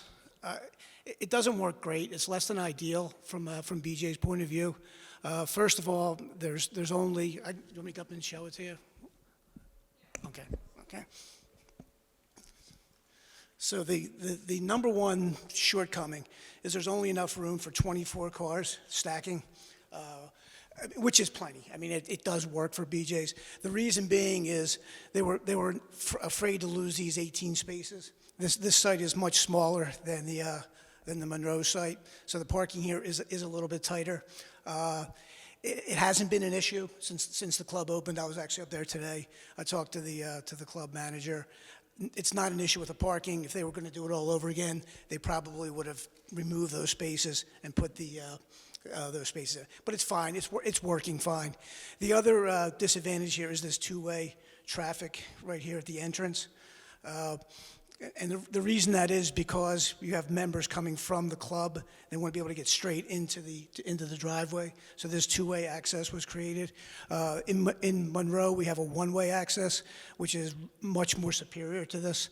I think at some point, BJ's will probably go and try and get this closed and force people to come around, because this parking spaces are not being utilized, so they should probably bring people around, make it into a one-way, and make this one way out as well, because this is two-way as well. So if you go to that station, there are some conflicts between the two with the entrances, and the nice thing about Monroe is we eliminate all those conflicts. So that's kind of where Newburgh stacks up. But you would also ask, where do we have stations that enter out to a main road, like a ring road? So if we go to the next one. Oh, my favorite, Pelham Manor. This is actually the #1 gas station in the whole chain. It's very busy gas station down in Pelham Manor. Similar to what we're proposing in Monroe, six islands. And it also has the same one-way traffic, so you come in right here. The BJ's Club is up here. Secor Lane is a village street. It's a very busy street. This is part of a 600,000 square foot shopping center, and this is the main entrance right here. So you're coming in through and then back out. So it's one way in, one way out. It works very well on a site that is maybe half the size of the site that we're proposing here in Monroe. So we're able to show how it works again, this is less than ideal because of the size of the site. But it does work from a flow point of view, and we're also, even with the less stacking, so you don't have the full stacking like in these smaller spaces here, so you probably have maybe less than 30 cars stacking, but it actually does work, and again, it is the busiest gas station or the fueling facility in the chain. And it also shows we can build these gas stations, fueling facilities near environmentally sensitive areas. I mean, we are literally right along the banks of the Hutchinson Creek right here. So that's kind of Pelham. And you can go to the next one, I guess. There's one more here. So this is Westbury. Again, another similar situation. But this actually is even a little bit better illustration, because this is Brush Hollow Road right here. I don't know if you're familiar with Nassau County. This is a very busy street right here. But we're able to show how we can get the traffic to come in through again, the same stacking with the 6 dispensers, 12 fueling positions. Comes through, in and out. This is a little bit different because at the time we were doing our kiosks at the end. We discovered that's not such a great idea because the attendant can't really see the whole center. It's much better to have these kiosks in the center. But a very busy street here, Brush Hollow Road, but we're able to show how the traffic, this is a little bit different because it does have a two-way here. The way this station works, though, is that because of the queuing along here, it is almost impossible to get back out to this exit here. And there's no reason to get out here anyway because it's one way, it's right turn only, similar to what we're going to have in Monroe. So that's kind of how we work it when you're up against a busy street with traffic conflicts. It does work, and I think the main reason is because when the cars exit, they're really kind of exiting one at a time, maybe two at a time. So you're not getting large queues to exit. And of course, when they're coming in, one and two at a time. So that's kind of like the way the layout of these clubs work, which I think answers your questions on it. You have one off of Route 9 is there a BJ's up in Poughkeepsie? Is there one there? There is. There's no gas station there. Okay. I visited the Newburgh. Right. And I was at another one, and for the life of me, I can't remember where I was that I saw it. Yeah, that would have been what we call Fishkill, but or BJ's calls Fishkill, 80 miles south. But there is no fueling facility there. That club was done similar to actually that club's even older than Monroe. I was definitely at another one with a fueling facility. Like I said, I just cannot for life, I passed it by and I can't remember where it was. I'll think of it. Albany, maybe? No, would you have one down in New Jersey? Oh, yeah, there's several in New Jersey, yeah. Oh, I think it was, I think it was. I was headed down to, New Hope area. Okay. Do you have one off of 202? What do you think? It's Modern okay, Title I'll think of it. Yeah, but that's not. Yeah, open no. yet. It wouldn't be useful. That's No, not this is open like yet. toward Hunterdon County, down toward Pennsylvania, but I'll think of it. Okay, but just so, in New Jersey, it's completely different because you can't pump your own gas. And Right. so you have attendants there, so it's a different, it operates completely different. I mean, it's kind of funny because the BJ's would not operate fueling facilities in New Jersey for the longest time. Costco finally said, we're going to come and get fueling facilities in, so BJ's had to respond that way. Okay. Okay, thank you.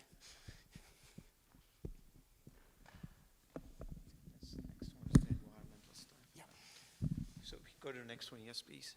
Yeah, okay, so there you go. Hi, I'm Jason Carr with Stantec Consulting. I've worked with BJ's as a consultant for approximately 20 years, and I've been involved in about 80 gas stations for them. I thought we would just speak to a few of the highlights of the safety components of the fuel system. So this is just a cutaway view showing of the components, the major components of the fueling facility. It's actually a pretty good graphical representation showing what the canopy and the kiosk would look like. You saw something similar in at the Newburgh site, and we do have some actual photos that we'll walk through after this slide. The first item I'll point out is the fuel storage. BJ's has 3 underground storage tanks storing regular unleaded, premium leaded, and diesel fuel. There's going to be a total of proposed to be 6 dispensers with a total of 12 fueling positions. So each dispenser is going to have 2 hoses on the opposite sides to allow 12 cars to fuel.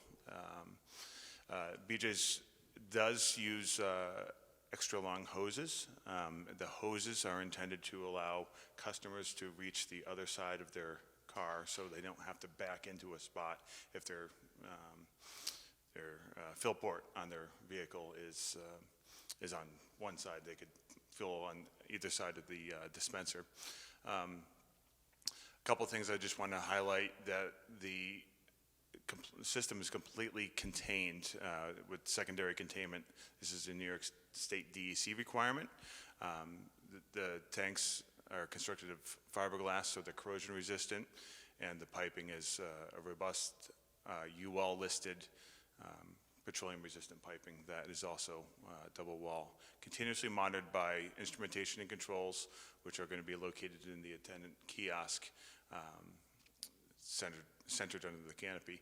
The canopy is equipped with recessed lighting, so you won't see the lighting, at least the glare. LED lights. And I think the only other component I do want to point out is BJ's does apply some best management practices, which aren't New York State DEC requirements, but a few things that they've recognized over the years to be good stormwater management controls. One item I'll point out is the positive limiting barrier, which is a series of grooves that go around the perimeter of the fueling apron. These grooves are designed to just be a passive containment system to prevent stormwater from sheet flowing across, but also in the event of a small drip or spill at a dispenser during a fuel transfer, it's contained, allowing BJ staff to properly clean it up or maintain it that way.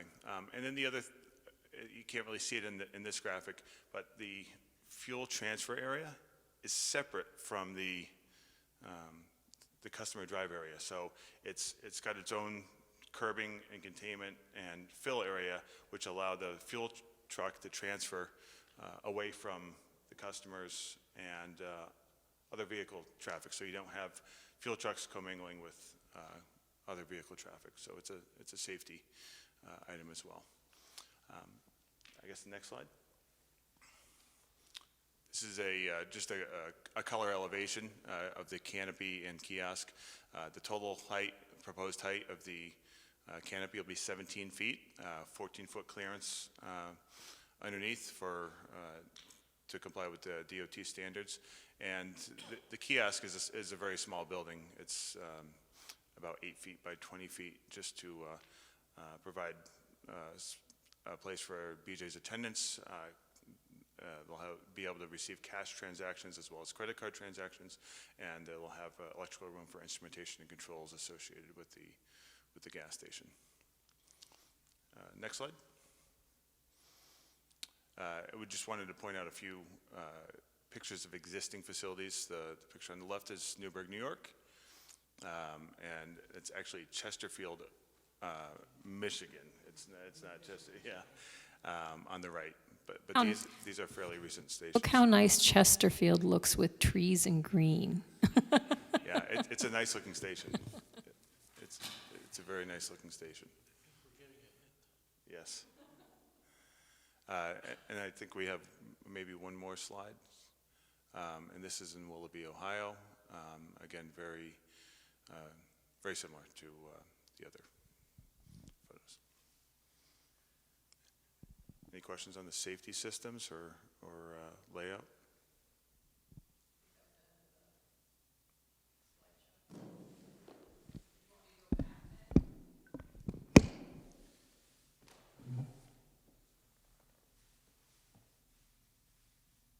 I'll leave this up. Was there anything else you had as far as your presentation at this point? The one thing I do want to point out is the restaurant is a concept. It is not a specific, we don't have a tenant identified. It is what we think is probably the largest that could fit there.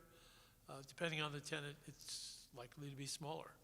But that's what we wanted to do in order to give you an opportunity to look at potential impacts and see if that can be accommodated. Are we approving at the restaurant, or you're just showing that to us for purposes of demonstrating you could get another building there? I think what we would like to do is have it conceptually approved with a note that we would come back if there's deviations. I anticipate there probably would be, and we would come back and say, instead of 33 spaces, we're going to provide 25 because so it's a smaller kind of, but it's a generic use. It possibly could be something different than a restaurant. Yeah, We're not really sure, but we want to know there is a possibility that we can accomplish something here. I'm going to refer to let us know whether we in fact can even, if we have an animal called conceptual plan approval, or if ultimately you have to get, full site plan approval. But, that's a procedural thing we can talk about. Why don't we start with Ashley and then Sean as far as comments, and then we can go down and get the board's comments and reactions.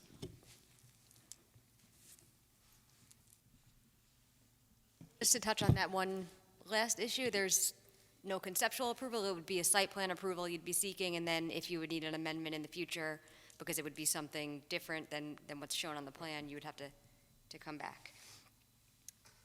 As far as seeker goes, so George mentioned a little bit about the past seeker reviews that have been done for this site. I did speak with Marissa from his office a little bit about how best to approach seeker for this application.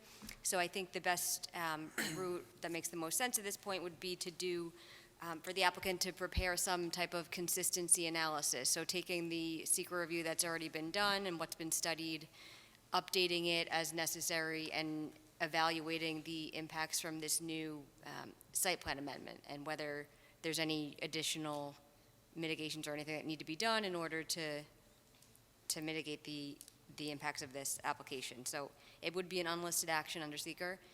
It would be appropriate for you to do a coordinated review because it's been coordinated. So I would specify the action as unlisted and to declare your intent to be lead agency. So I think we'll take care of that now, just to start the process. So I will make a motion that we classify this action an unlisted action and that the planning board declare its intent to be lead agency for the action so we can conduct coordinated review. May I have a second? Second.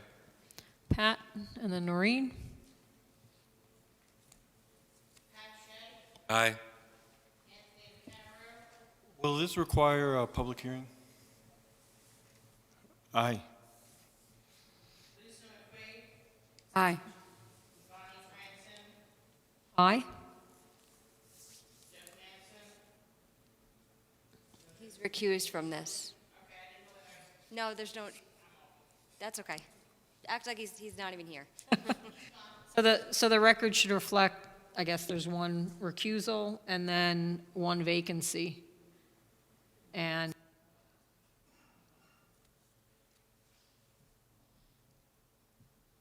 all right.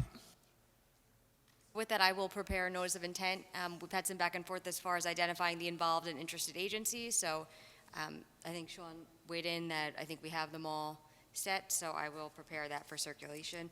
I do think what was shown tonight, I don't think that's what we have, so if you could email me whatever current plans there are.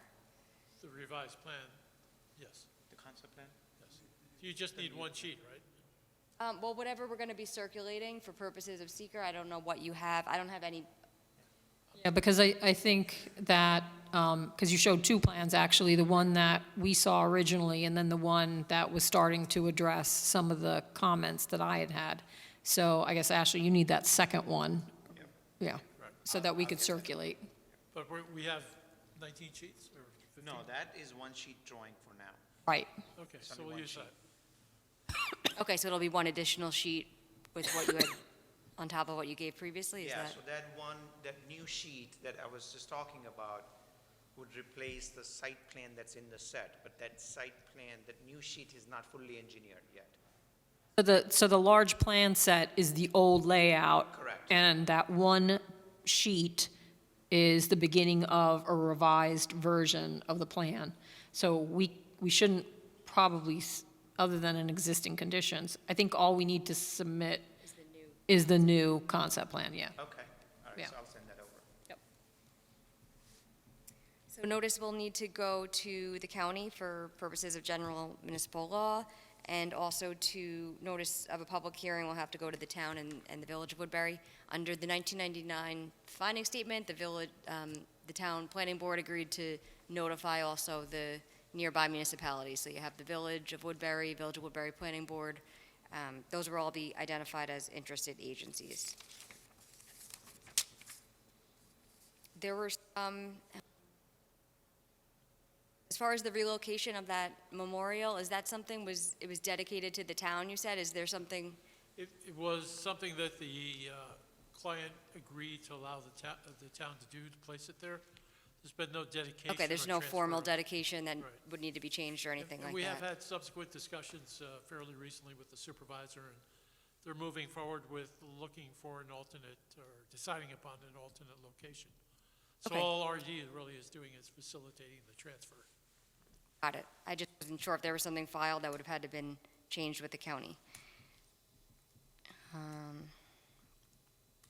The landscaping plan will have to comply with the tree plan requirements. Those are in Article 20 of the, Article XX of the town code. The board does have architectural review, so as you develop your plans, keep that in mind. The standards are in 5731 of the town code, so that's for the new buildings. The applicant did request a parking reduction. I think they touched on that a little bit tonight, so that's something that the board will have to address. Same thing, they'd also requested, I'll defer to Sean on that as far as their stormwater deviation. Was a couple of contacts on that cover sheet that were incorrect. The town clerk needs to be updated. The police should be the state police, not the village police.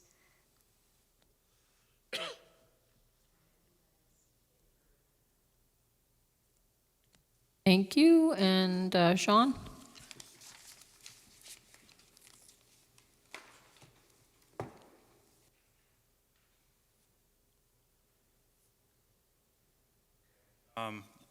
Initially, regarding the use, I think George had briefly touched on it, but Ben, the building inspector, did issue a determination regarding the use and that it would be pursuant to the retail use or the wholesale club use, of BJ's. Looked at the bulk table, it appeared consistent for the required dimensions for the BPO and the LI zones. Actually touched typos and outdated information on the cover sheet. Actually touched on the reduction of the parking and the request. So the code requires the applicant to provide a parking needs study for the proposed use and the existing business park, just to compare what truly is required versus what the town code requires to justify the reduction up to 25%. So there was a lot coverage calculation for several lots on the site plan sheet. It wasn't clear to me what was existing for lot coverage versus what was proposed, so if that evaluation could be provided. Yep. We discussed I think it was in the narrative as a dedication of the 9/11 memorial, so if you could just double check that. Okay. Understand you're down on relocating that, and then the existing well house and well.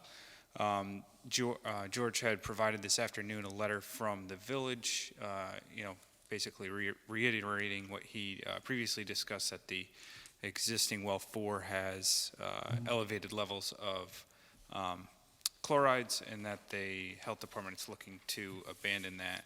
I just asked that the site plan, the site plan notes that it'll be abandoned in accordance with DEC requirements, but asked that AWWA standards apply as well for the decommissioning. And so you submitted the correspondence for that from the Village of Harriman. If you could provide the DOH letter as well, please. I will, that DOH letter did go to the village, not to us. So I thought you said they had forwarded it to you, so. My recollection was not correct. What I got was what the client got was a letter from the mayor indicating they had received a letter from DOH, which requested they deconnect it. Gotcha. So moving to the site plan, and Bonnie, if you don't mind bringing that up.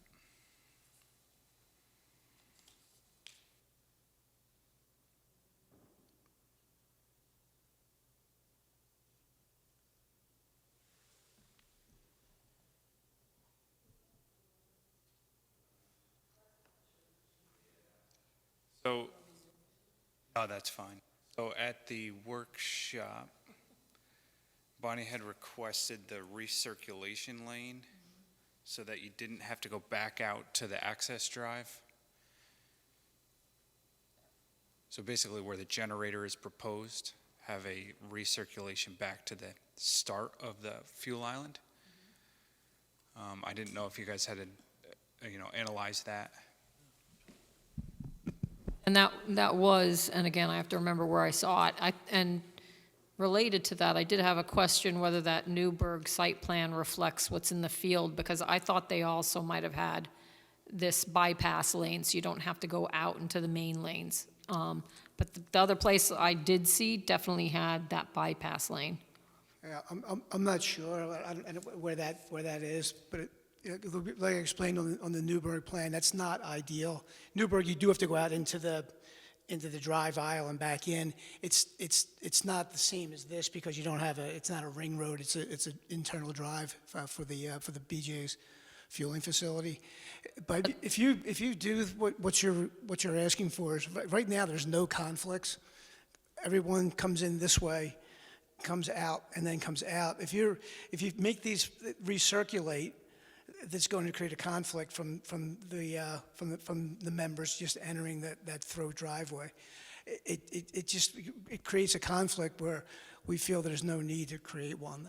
That's why this is designed the way it's designed. This is really the ideal way that that BJ's makes these work. And wholesale clubs, and BJ's in particular, the fueling facilities are so different than, say, from a Quick Check or where I'm from a Wawa, where they kind of like that because they like to create that kind of chaos. So it keeps people on the site longer. It forces them into the into the convenience store, which is what they're trying to do. The BJ's model is the exact opposite. We want them in here and out of here as fast as possible. We don't want them stopping. We don't want them going back around. You come in, you get your fuel, and you go back out. And that's why it works that way. Yeah, the issue I have is that you come in, it's one way. You know, in theory, you're not going to have that many people there, you know, and based on what I saw, you know, you don't typically see that. But once you get around, if for any reason you need to go back to a pump, you're being forced into, and this was my point, that lane, which isn't a BJ's lane, it's a lane that actually is sort of a lane serving and is sort of a spine then going to Home Depot and other locations. So if someone, you know, can't circulate in the site, they're going out into that lane, back making a left, back making another left into the site. And so the BJ's that I saw definitely had a bypass lane where you didn't have to go out into, you know, essentially, you didn't have to go through here if you wanted to, for whatever reason, to come back in here. And, you know, I suspect that this can be laid out in a way that it doesn't have that conflict or isn't a concerning conflict or a problem. But, you know, most gas stations or a lot of the gas stations, and the ones I definitely saw, the one I saw with BJ's, had the ability to circulate through here. And in fact, I think the Pelham Manor one that you showed us had that lane, if I looked at it correctly. If you want to go down to it, we can take a peek at it. I'm pretty sure it does not. Yeah, this one, I thought I saw, that's why I was asking about this, because for some reason, I thought you could circulate back around again at Newburgh. So that's why I was asking if that is the latest and last plan. Here, you come in, and it looks like there is some kind of lane to get around. There is, because the exit's here. In a perfect world, the exit would be here, but it's too close to Pelham Parkway, so we had to circulate the traffic back through here. But it's one way, so you're coming out and you're going right back out. There's no real. This is all curbs. There's no real ability to make a left to go back into the gas aisles. We said once they're through, there's no reason for them to go back, and we don't want them going back again. The idea is get them in, get them gassed, and get them out. And that's why this is this way. If this site was larger or we had more room, it would look almost identical to what we're proposing in Monroe, because we want this exit to be as close to the end of the canopy as we can. Here, we just couldn't do it because of the proximity to Pelham Parkway. Well, that's just one planning board member with regard to the circulation, but let's get back to Sean's comments. And I'll go back to, which slide? If you want to say the rest of kind of general to the site. Okay. So with regards to the fast food, you guys are working on the revised plans to eliminate the right out of the fast food. Correct. Yep. So that comment number 8 is, you know, you can disregard. Comment number 9, with regards to the loading space for the fast food, I was questioning whether or not the 10 by 30 space was sufficient for all deliveries. 30 seems a little short for some of the larger vehicles. Yes, and the 10 by 30 is coming from the code itself, which is what the code requires. We don't know who the tenant is and how the tenant's going to operate. Most fast foods have a pad that's about an acre, but like for instance, Wendy's, which is not too far from here, has a similar arrangement. You have a circulation that goes around. They work out the deliveries in terms of late nights, after store hours, so it doesn't conflict with the parking spaces. So let's just say you have a WB50 truck, I'm making it up, but if there was a truck that was larger than a standard truck, delivery truck, they would come in, they'll pull in the parking lot, there's nobody there, the store's closed, they do the delivery, they leave. So they don't really park themselves in the loading zone. And you must have seen this all over the place. When you're driving late night, you'll see the trucks pulled in. It's really not situating itself in that striped zone because there is nobody there. It's just the store manager, or sometimes they have a fob, they go in, they dump it, they leave. So that's how it would operate, but again, we don't have a tenant, so we don't know specifically what the tenant requirements are. I'm showing just so that we meet the township code requirements. Yeah, I would just say McDonald's, the one that's here in town, is frequently loading during the day while their car is circulating around, for sure. Okay. And I think I've seen Panera, I believe, loading, because they're loading and unloading generally during their hours of operation. So I don't know they're coming at a point when there isn't people parking in the lot, even though this is conceptual. Yeah, yes, and you're right. I mean, there are instances that does happen. It's not out of ordinary, but generally, the delivery operation, and as far as my experience is concerned, is that the store doesn't want to accept deliveries during peak hours because they're busy, they're too much going on, they don't want to have somebody free up and deal with the delivery guy, so that's one. The other thing that I've observed is that the delivery timings are made condition of approvals, meaning you have a certain delivery time frame, it's non-peak hours, that sort of thing. So there are ways to deal with that. Like I said, the 10 by 30 is shown just strictly to comply with the code because we don't have a tenant yet. Right. So once the tenant's identified, we'll have more information.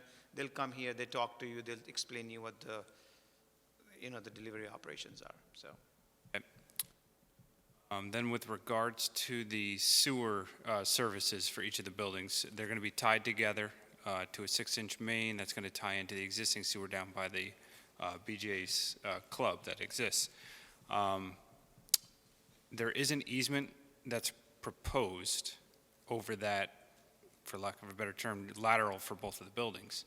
My question was, is that going to be an extension that's going to be dedicated to the county since the easement is proposed? So I have reached out to the Orange County Sewer District. I have not made contact yet. Okay. So just. But is that the intent?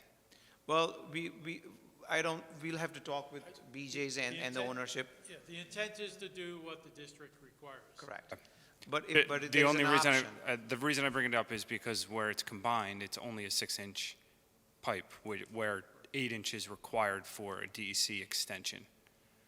Yeah, no, I think it's an 8-inch pipe, but I'll double check. And then if it's not an extension and just a lateral, I don't know if the easement would be required since RD would own the pipe and the lot. That's exactly what we need to investigate because we wanted to see what the requirements are. Sure. So I have reached out, but I haven't heard back yet. Okay.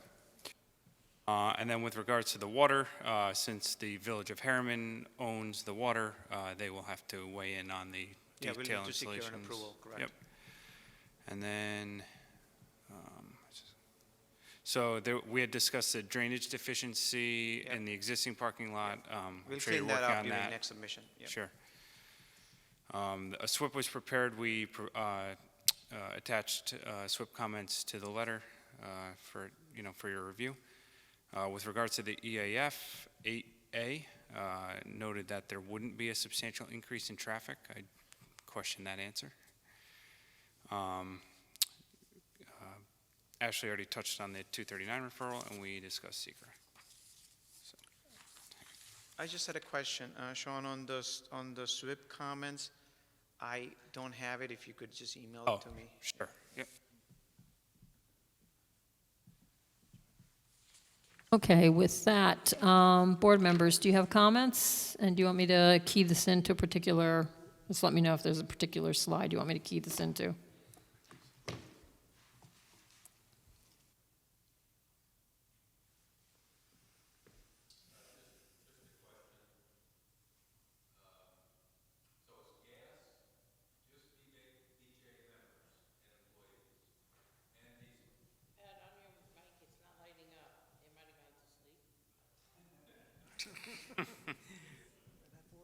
Okay?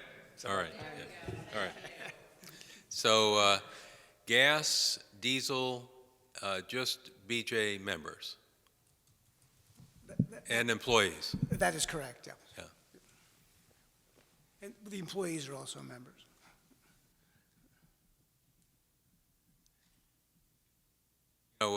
Being a BJ member, one of the things I always like when I'm getting gas is to have air there too, for the tires. That might be a good spot where those parking places are. Yeah, we have it. It's shown on the plans. There is Oh, a okay. designated space for air. Very good. And it will be free. Approved.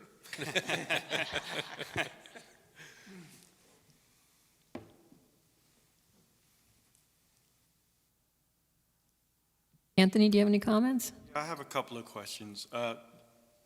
Is that driveway in the front for fuel tank delivery?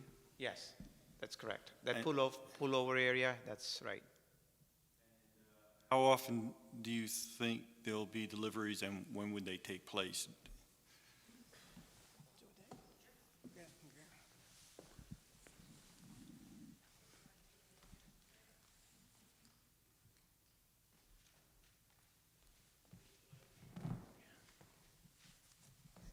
Hi, Margaret Patterson with JLL, representing BJ's.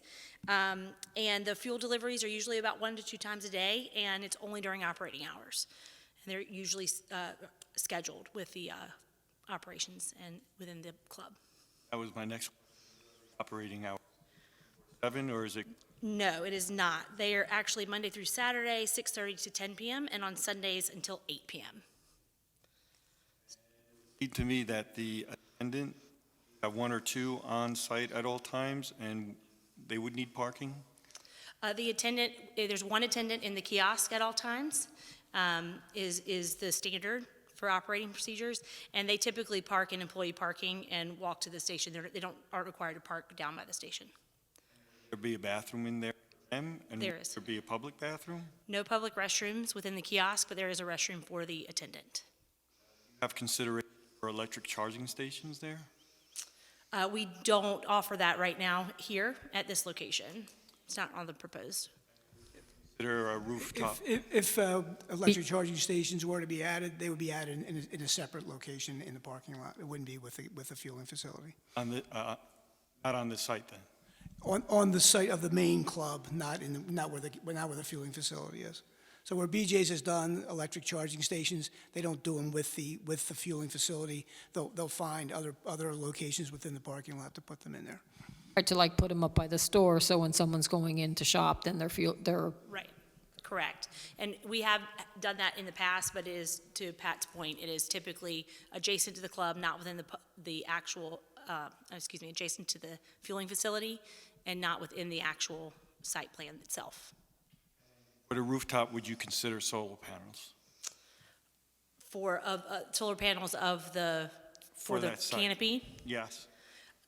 I don't know that we've ever done that before. We are doing solar panels on a lot of our clubs, and that's an initiative that BJ's is practicing and installing at a lot of their locations. I don't know that I've ever seen that on a canopy itself. There could, going back to the hours of operation, would that be a limitation that we would add to the planning board approval? Having it 24? It's how the station will, and the fueling facility would function. It would only be operating during operating hours, never 24 hours. It's BJ's policy for that. So if it needs to be in the record, we can certainly do that, but it is policy. Or how about just a note on the site plan? Yep, we could do that on the site plan. The other slide, I think it's going up.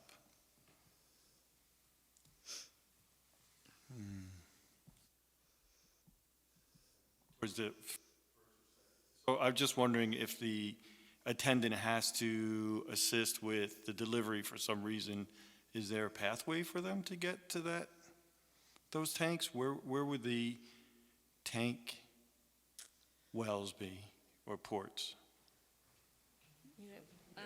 Here, Jason. Show the board. Okay,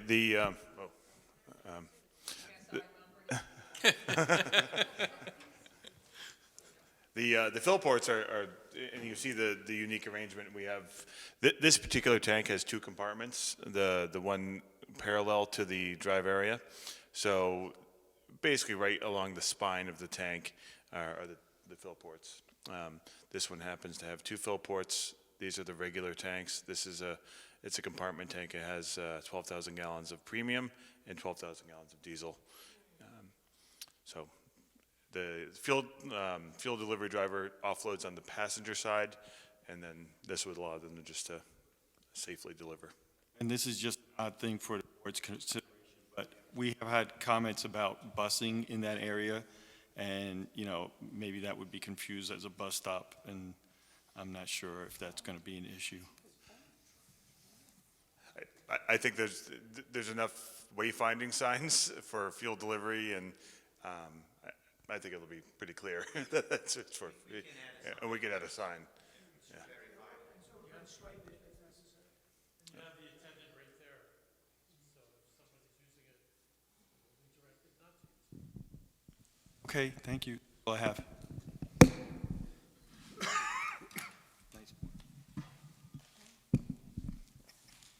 Lisa, do you have comments? Does the hours of operation coincide with BJ's hours of operation?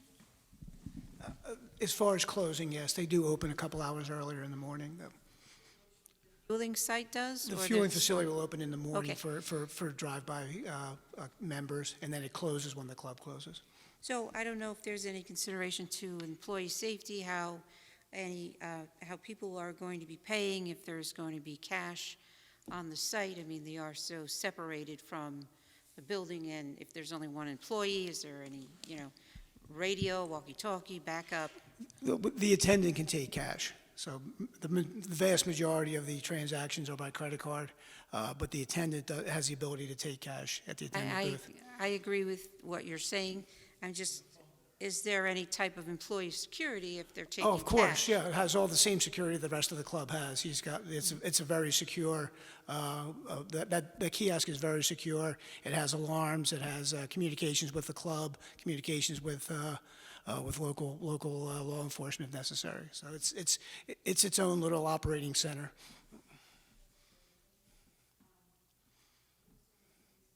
I was just, restaurant, like, how does that pertain to BJ's if, do they own the property? The restaurant property is owned by an entity affiliated with RD Management, which is our company. So the BJ's will have nothing to do with the restaurant. They'll be a tenant of RD Management. So wouldn't it should be separate projects then, like if it's a fueling facility for BJ's and a restaurant of unknown, let's just say an unknown restaurant at this point, I don't feel comfortable, even kind of considering it as one project. But that was just a question of mine. I don't need an answer. Thank you. Yeah, that's okay. In terms of my comments, this queuing analysis, I don't think it's entirely realistic. I think the real issue, for instance, with this vehicle right here, this wouldn't be a typical stacking. He wouldn't come in like that. And the way these are perfectly stacked, that's just not reality. Also, I don't know what the vehicle lengths are and if it accounts for, 4x4s and other larger vehicles. Having said that, I think you do have at least one space to queue, and you have quite a bit of pumps. So I don't think it's going to be a problem. I just don't know that this is a realistic, realistic stacking diagram of what the capacity could be. I had that question earlier about Newburgh, whether that plan actually represents exactly what was built. And especially with regard to the ring around the bypass that we've been talking about. I would like to know about lot coverage in general, whether this is complying with whatever lot coverage existed. I don't know if there was lot coverage for the entire development, if it was on a site basis. I just don't know the answer. So I have a general question about lot coverage. We'll review that with Sean and Ashley between now and the next appearance. Okay. As far as the loading, and we haven't really focused on the potential restaurant, I think that, we'll get there when we get there. It will be very much dependent on the specifics of the tenant. Canopy, I'm glad you said that it's going to be recessed. I'd also like to know what the lighting levels are, and the Kelvin values, but those are, very detailed questions. I did, kind of raise a question of where the tanks are, because normally with the gas station, you would have the tanks within the apron, and if you have the tanks in the apron, you're not adding that additional impervious surface area for a fuel truck to have to come in, unload and then leave. You're kind of creating this whole little bypass lane for that fuel tank, when in theory, with a lot of gas stations, it would be in the apron. So I kind of want to visit that a little more. But at this point, I think we're just at the beginning of the process. And so we're going to flesh this out, see other examples of how, the BJ's, other gas stations work. Just a general question, and again, I don't know the answer. I didn't check the zoning. So a determination was made by the building inspector that this is accessory to BJ's, the gas station, or no? His actual determination is that it is integral to the BJ's. In other words, if the BJ's store is not there, this gas station will not be there. Okay.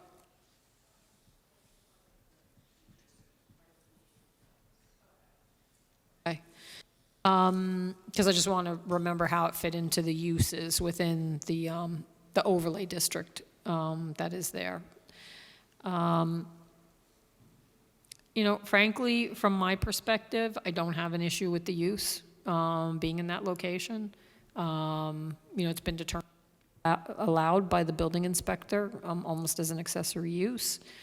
I think it's really about making sure that we're not trying to squeeze more than really is realistic for that area. Because I think if not, if you didn't have that little restaurant area, it'd be very easy to fit this in. No problem, however you wanted to design it. But I think by virtue of the fact that we're trying to put a restaurant in here as well, I think it's creating these, design implications. So I don't know whether that restaurant is kind of standard fare or if the number of parking is standard fare. In terms of whether a building can go smaller or whether you need as much parking, and would it give you a little more room to perhaps design the gas station a little differently. So for example, making it more parallel to the access road that's to the south. But that's kind of my reaction in general, and I appreciate that you did try and provide some more green space there. But it's green there now, and, again, adding a gas station alone, it'd be no problem fitting it in, and having it designed exactly the way you want. I think by virtue of putting another building in there, I think that creates some, again, design implications. We did talk about, when we had the Zoom conference, definitely need to check the stormwater, the drainage, what's happening. Only because, as we had discussed, I've been at that site when it rains, and there is just water pouring off of the property, and really more than sheet flowing. But, I think you start to point to what some of the potential issues may be with lack of, basins to be able to catch it at key locations, in the parking lot. So, I think that's very solvable. We just need to make sure that we don't ignore that as part of this process. So those are kind of my instant reactions. Also, with regard to the utility easement, are we sure that whatever is being shown within that easement is going to be allowed? I don't know the answer. It's just, again, a general question, do we have some kind of input or knowledge that it would be allowed? There has been a substantial discussion between the applicant's engineer and the utility company, and we're getting clear direction on what they would like to have happen there. There is not exactly, we have some room to negotiate the terms of the easement, so we may be able to get more flexibility, but I think right now we do comply with the requirements. Okay, in terms of whatever limitations they may be imposing right now, you're meeting it? Because ultimately, we'll have to refer this to them to get their blessing. Right. Okay.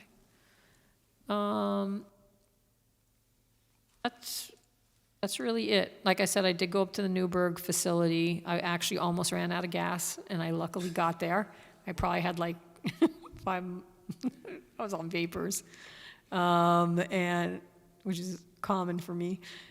And for life of me, I was at another BJ's with the gas station, and it's killing me because I can't think of where it was. And as I said, I'll remember, because I wanted to take a look at that. And I think it's just useful to have examples and to take a look at them. Right. So I appreciate you providing plans from other locations, and we'll go check them out, and see how they operate. Could I just ask, when did you visit the Newburgh facility? Because I was there on a Saturday at noontime, and it was operating. It was pretty busy, but it operated very efficiently. It was not busy when I went there. It was at night, maybe around, I'm trying to remember where it was before a Montgomery meeting. So it was a Monday around maybe, so like around 6:30. And I pulled in, it was not busy, got to the station. I don't know if it's a conflict to have BJ's memberships. Ashley should probably opine on that. As long as you paid full price. Okay. And it was a great facility, and as you said, there's nothing else offered there. They do have that little kiosk for the operator, and a woman did need help with her BJ's card, but there's nothing else. Essentially, it's the gas pumps, and boom, you're out. So I encourage anybody to go up to Newburgh because it's the closest one, and check it out. And after having seen that, that's at least why my sense is, now I was there on a Monday night, I don't know what it's like on a Saturday, that I didn't get a sense that you needed, to be able to accommodate 3 cars in a queue. I suspect one and another one is plenty. My issue, like I said, is more just the way that this is circulating and having to go back out to, that aisle or that access road that goes to Home Depot. And I even wondered whether or not, in fact, but that would, I won't even go there. I won't talk about it for now. Okay. Made some fine points. I just wanted to clarify, and one of the points you made, it's integral part of BJ's. So if BJ's decided they would vacate the property, would they be beholden to take that facility out and remove the tanks and clean up and everything and return it back to what it was? That's my understanding. That's what I am told they would prefer to do. Because when you have the tanks in the ground, you have potential liability. They have a corporate policy. They have concerns about that liability. They want to control the facility, make sure it's operating properly. And if it's there without the supervision and oversight of BJ's, it becomes a concern for them. Oh, is that part of the town's approval, or that's a policy for BJ's? That's BJ's policy. I mean, just to answer the question, the building inspector's letter is very clear that if there's no BJ's Wholesale Club, there's no gas station. Security in place to make that occurs? You can make it a condition when BJ's wouldn't have a problem with that, or RD wouldn't have a problem with that. Either we would do it as the landlord, or we'll cause BJ's to do it. I mean, Jason can talk about how these gas stations or fueling facilities get decommissioned, if you'd like to go through it. But there's a whole process for going through it. I'm not aware of us. BJ's never closed a gas station, but if they ever did, there's a whole process for how it gets decommissioned. BJ's will not leave an existing fueling facility intact, or a non-operating fueling facility intact. The tanks get pulled, the dispensers get pulled, and let me give it to the guy who knows how it works. The underground storage tanks and the fuel system is registered with the New York State DEC. BJ's has to comply as the owner with, there's certificates of insurance and financial responsibility for the operation and ownership of the gas station. So if that were to, I mean, it could be transferred to another owner potentially, but that's not the intent, and that's. It cannot be transferred. Yeah. It's not, that would no longer be integral to the BJ. Yeah. In this instance, it cannot be transferred to another owner because it would no longer be integral to the BJ's wholesale club, so therefore the approval would go away. So I was just talking about just the specifics for how a fueling facility gets decommissioned and removed. Yeah, but potentially somebody could say, hey, BJ's, I'll take that over and I'll buy that from you, and, I'm wondering if that's a realistic possibility. Well, I think anything's possible. Right now, the application is BJ's wants to do the accessory gas station. We might go too far afield. I was just curious about that. The other thing, and I thought this was a fine point, I'm not a statistician, but I appreciate your point, Bonnie. It does seem excessive for the area. We have a lot of fueling stations in town, and I'm just wondering between the site limitations and, the realistic need for all those pump lanes, I mean, how did you come up with the number? Is that something you'd consider reducing? Number of pumps, Yeah. pump lanes?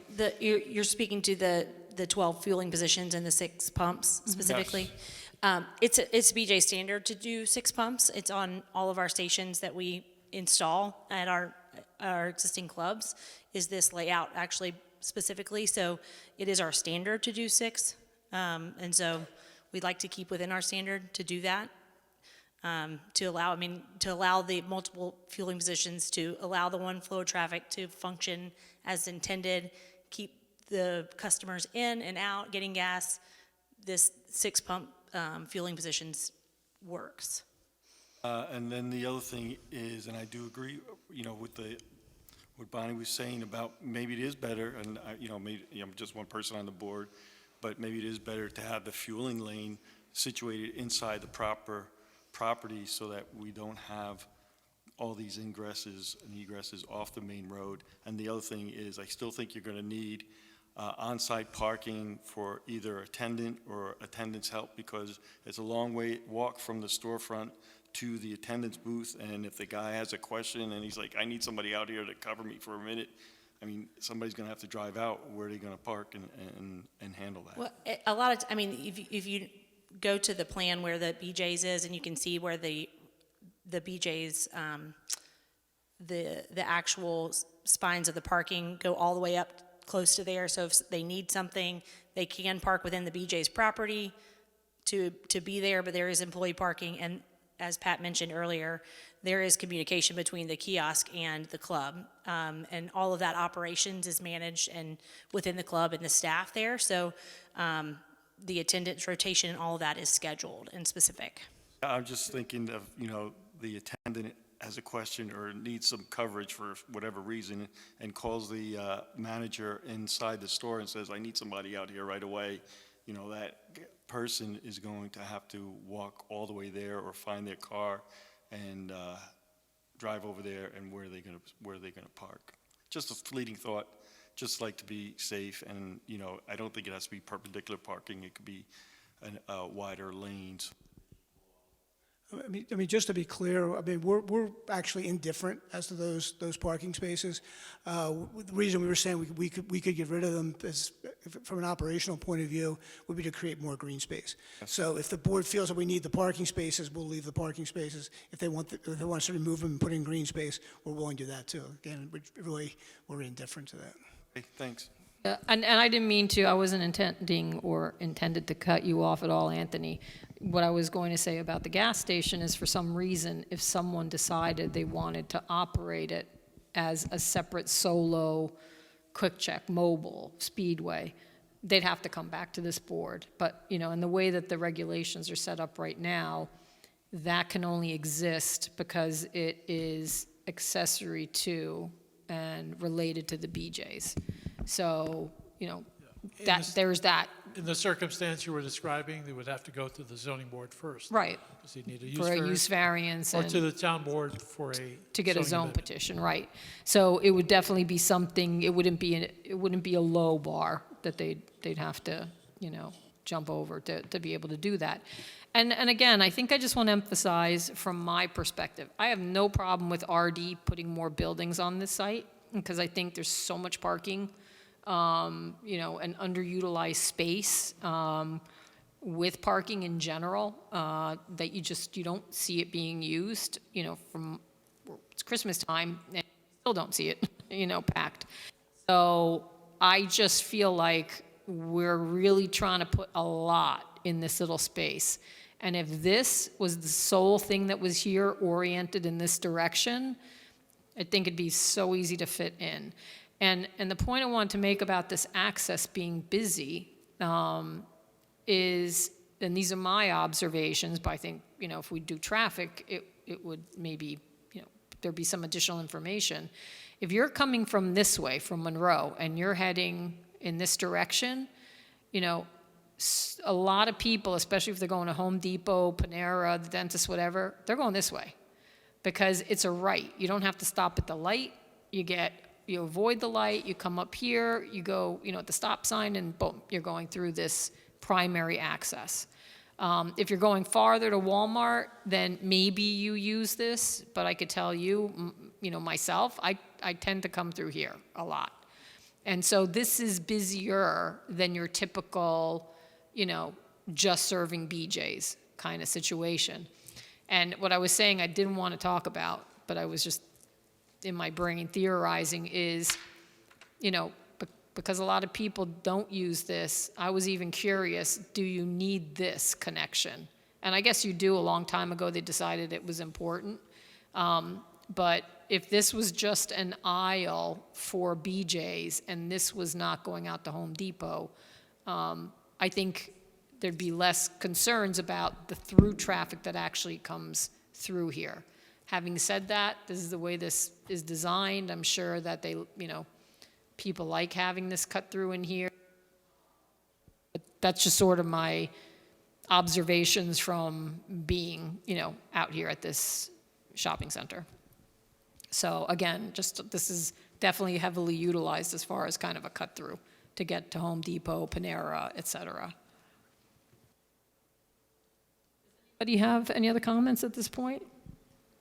Well, I don't. okay, no. Is there anything else we need to do, Ashley, as far as, are there any other actions we need to take tonight, or we're fine for this evening?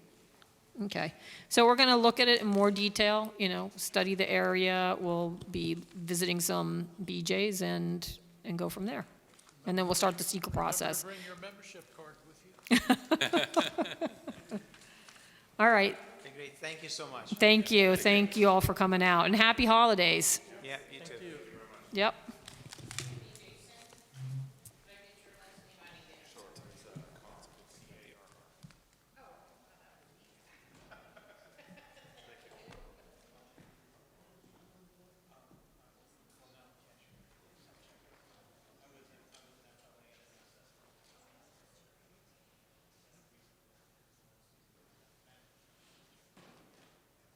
All right, so since you're here,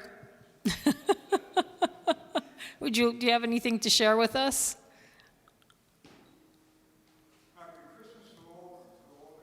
Thank you, Ward. Happy holidays, Merry Christmas. And I literally am too tired to go through minutes. Are we good? Are we good? We'll take this up in January. Oh, we should go through the schedule, though, because we're going to be next meeting in January. I looked at it, I looked at, and I looked at the minutes, and I'm ready to go. And Jeff is coming up. We need Jeff to come back up. I looked at them both. take it easy. Thank you. Thank you. Bye-bye. Have a great You night. too. Safe travel. Take it easy. Yep.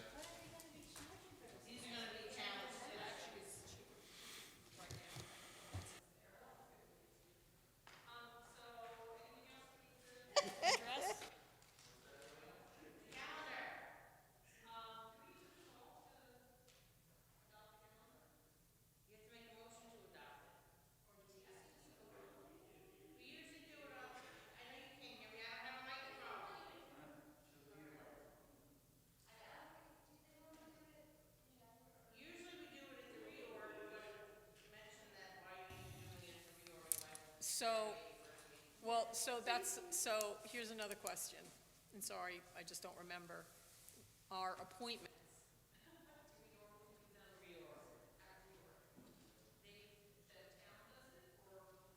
We appoint ours, they appoint theirs.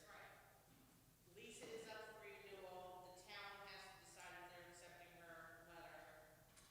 Right, no, but I.